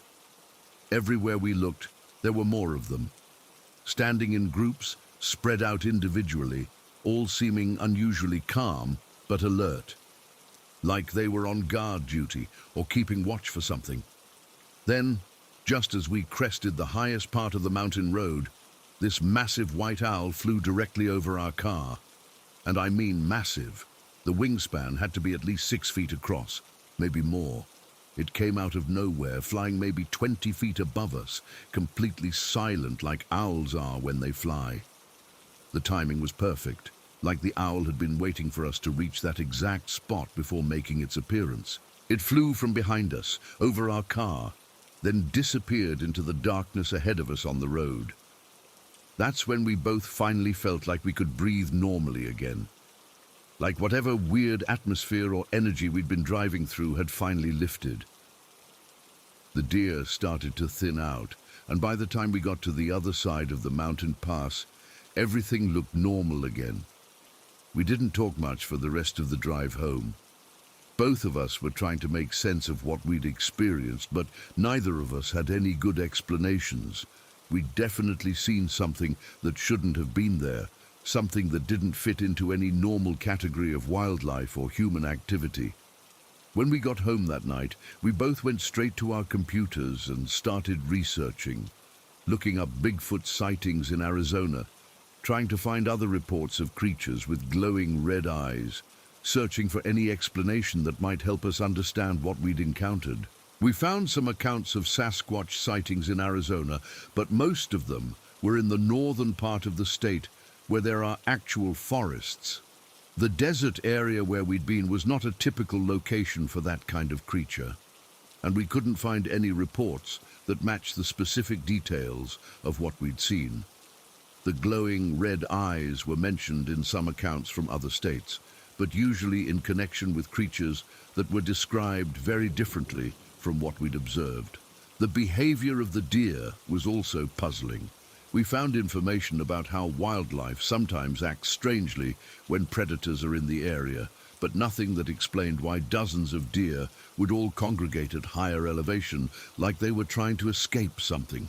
Over the next few weeks, we kept researching and comparing notes about what we'd experienced. The details never changed.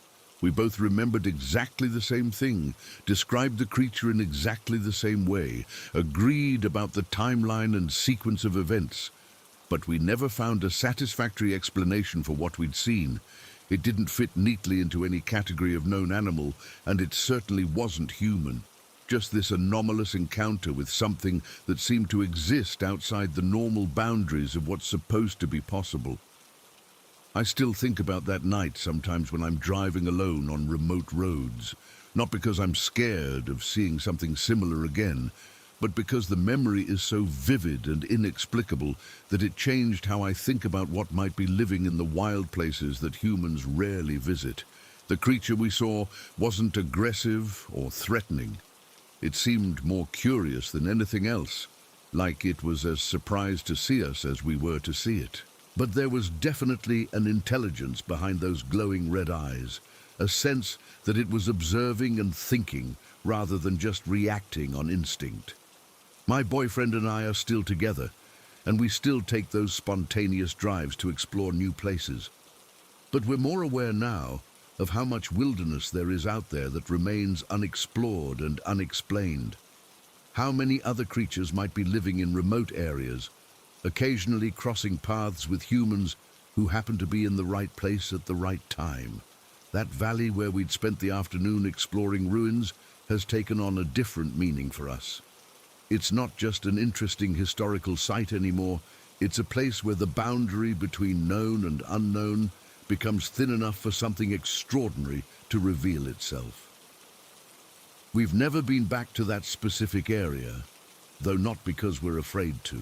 More because we respect that we witnessed something special that day, something that wasn't meant to be documented or studied or turned into a tourist attraction. Some experiences are meant to remain mysterious, to exist in the space between what we think we know about the world and what's actually out there waiting to be discovered. That night taught us that there are still secrets hidden in the wild places, still encounters possible that can't be easily categorized or explained.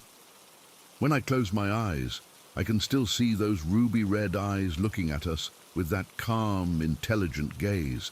Not hostile, not afraid, just acknowledging our presence and letting us pass through its territory safely. It's an image that will stay with me for the rest of my life, a reminder that the world is far stranger and more wonderful than most of us ever realize. Story 15.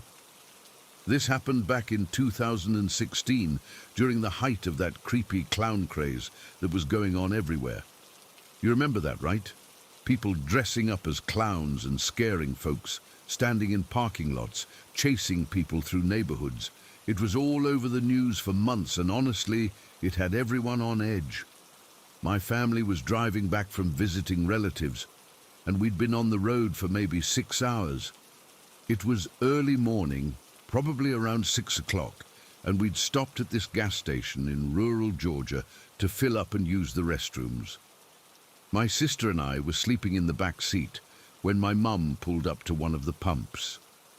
I woke up when the car stopped and could see through the windows that it was still pretty dark outside. That weird time of morning when the sun's starting to come up, but everything still looks grey and shadowy. There were a few other cars at the gas station, but it wasn't busy or anything. Just the usual early morning travelers stopping for gas and coffee. My mom got out to pump gas, and I was planning to go back to sleep when I heard this sound that made my skin crawl. It was laughter, but not normal laughter. High-pitched, artificial, like someone forcing themselves to laugh way too loud and for way too long. I sat up in the back seat and looked around to see where the sound was coming from. That's when I saw him. There was this guy dressed like Pennywise from the Stephen King movie, but it was obviously a cheap costume. The makeup was smeared and dirty, the red nose was crooked, and the whole outfit looked like it had been through a washing machine or worse. But what really freaked me out was the red balloon he was carrying, just one single red balloon tied to his wrist, bobbing around as he moved. And he was moving in this weird way, hopping from person to person around the gas station, getting right up in their faces and laughing that horrible artificial laugh. I watched him approach this family that was getting back into their car. There was a little girl, maybe 6 or 7 years old, and when the clown saw her, he went straight for her. He got down on her level and pinched her cheek while doing that maniac laugh right in her face. The girl's mother immediately pushed him away and slapped his hand, telling him to get away from her daughter. But instead of backing off or apologizing, the clown just laughed even louder. It was like her anger was exactly the reaction he'd been hoping for. That's when he turned toward our car. I could see him looking directly at me through the back window, and even through all that messed up makeup, I could tell he was grinning. He started hopping toward us in this exaggerated theatrical way, still carrying that red balloon and making that awful laughing sound. When he got to our car, he pressed his face right up against the window where I was sitting. The glass was the only thing between us, and I could see every detail of his costume up close. The makeup was even worse than I'd thought. Streaky white face paint, red lipstick that extended way beyond his actual mouth. Black circles around his eyes that made him look like he hadn't slept in weeks. He pointed at me through the glass and started laughing harder, like seeing me was the funniest thing that had ever happened to him. But it wasn't joyful laughter or even mean laughter. It was this empty mechanical sound that didn't seem human at all. Then he started testing the door handle. I could hear the metal clicking as he tried to open the door, and I realized with horror that my mom might not have locked the car when she got out to pump gas. The handle was moving up and down as he tried it over and over, and I was frozen in place, too scared to even yell for help. I managed to pull the blanket over my head and huddle down in the seat, hoping that if I couldn't see him, maybe he'd lose interest and go bother someone else. But I could still hear that awful laughter right outside the window, and the sound of the door handle being tested repeatedly. The whole encounter probably lasted less than 5 minutes, but it felt like forever. Finally, I heard the little girl's mother threatening to call the police if he didn't leave everyone alone. That must have gotten through to him, because the laughter stopped, and when I peeked out from under the blanket, he was walking away toward the road.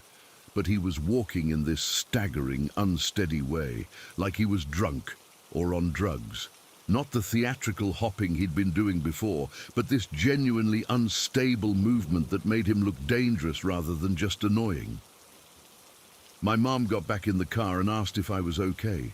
I told her about the clown and how he'd been trying to get into the car, and she immediately locked all the doors and said we were getting out of there right away. As we were pulling out of the gas station, I looked back and could see the clown standing at the edge of the parking lot, still holding that red balloon and watching our car drive away. Even from a distance, I could see that he was still wearing that horrible grin. We drove for maybe 45 minutes before we saw something that made my blood run cold.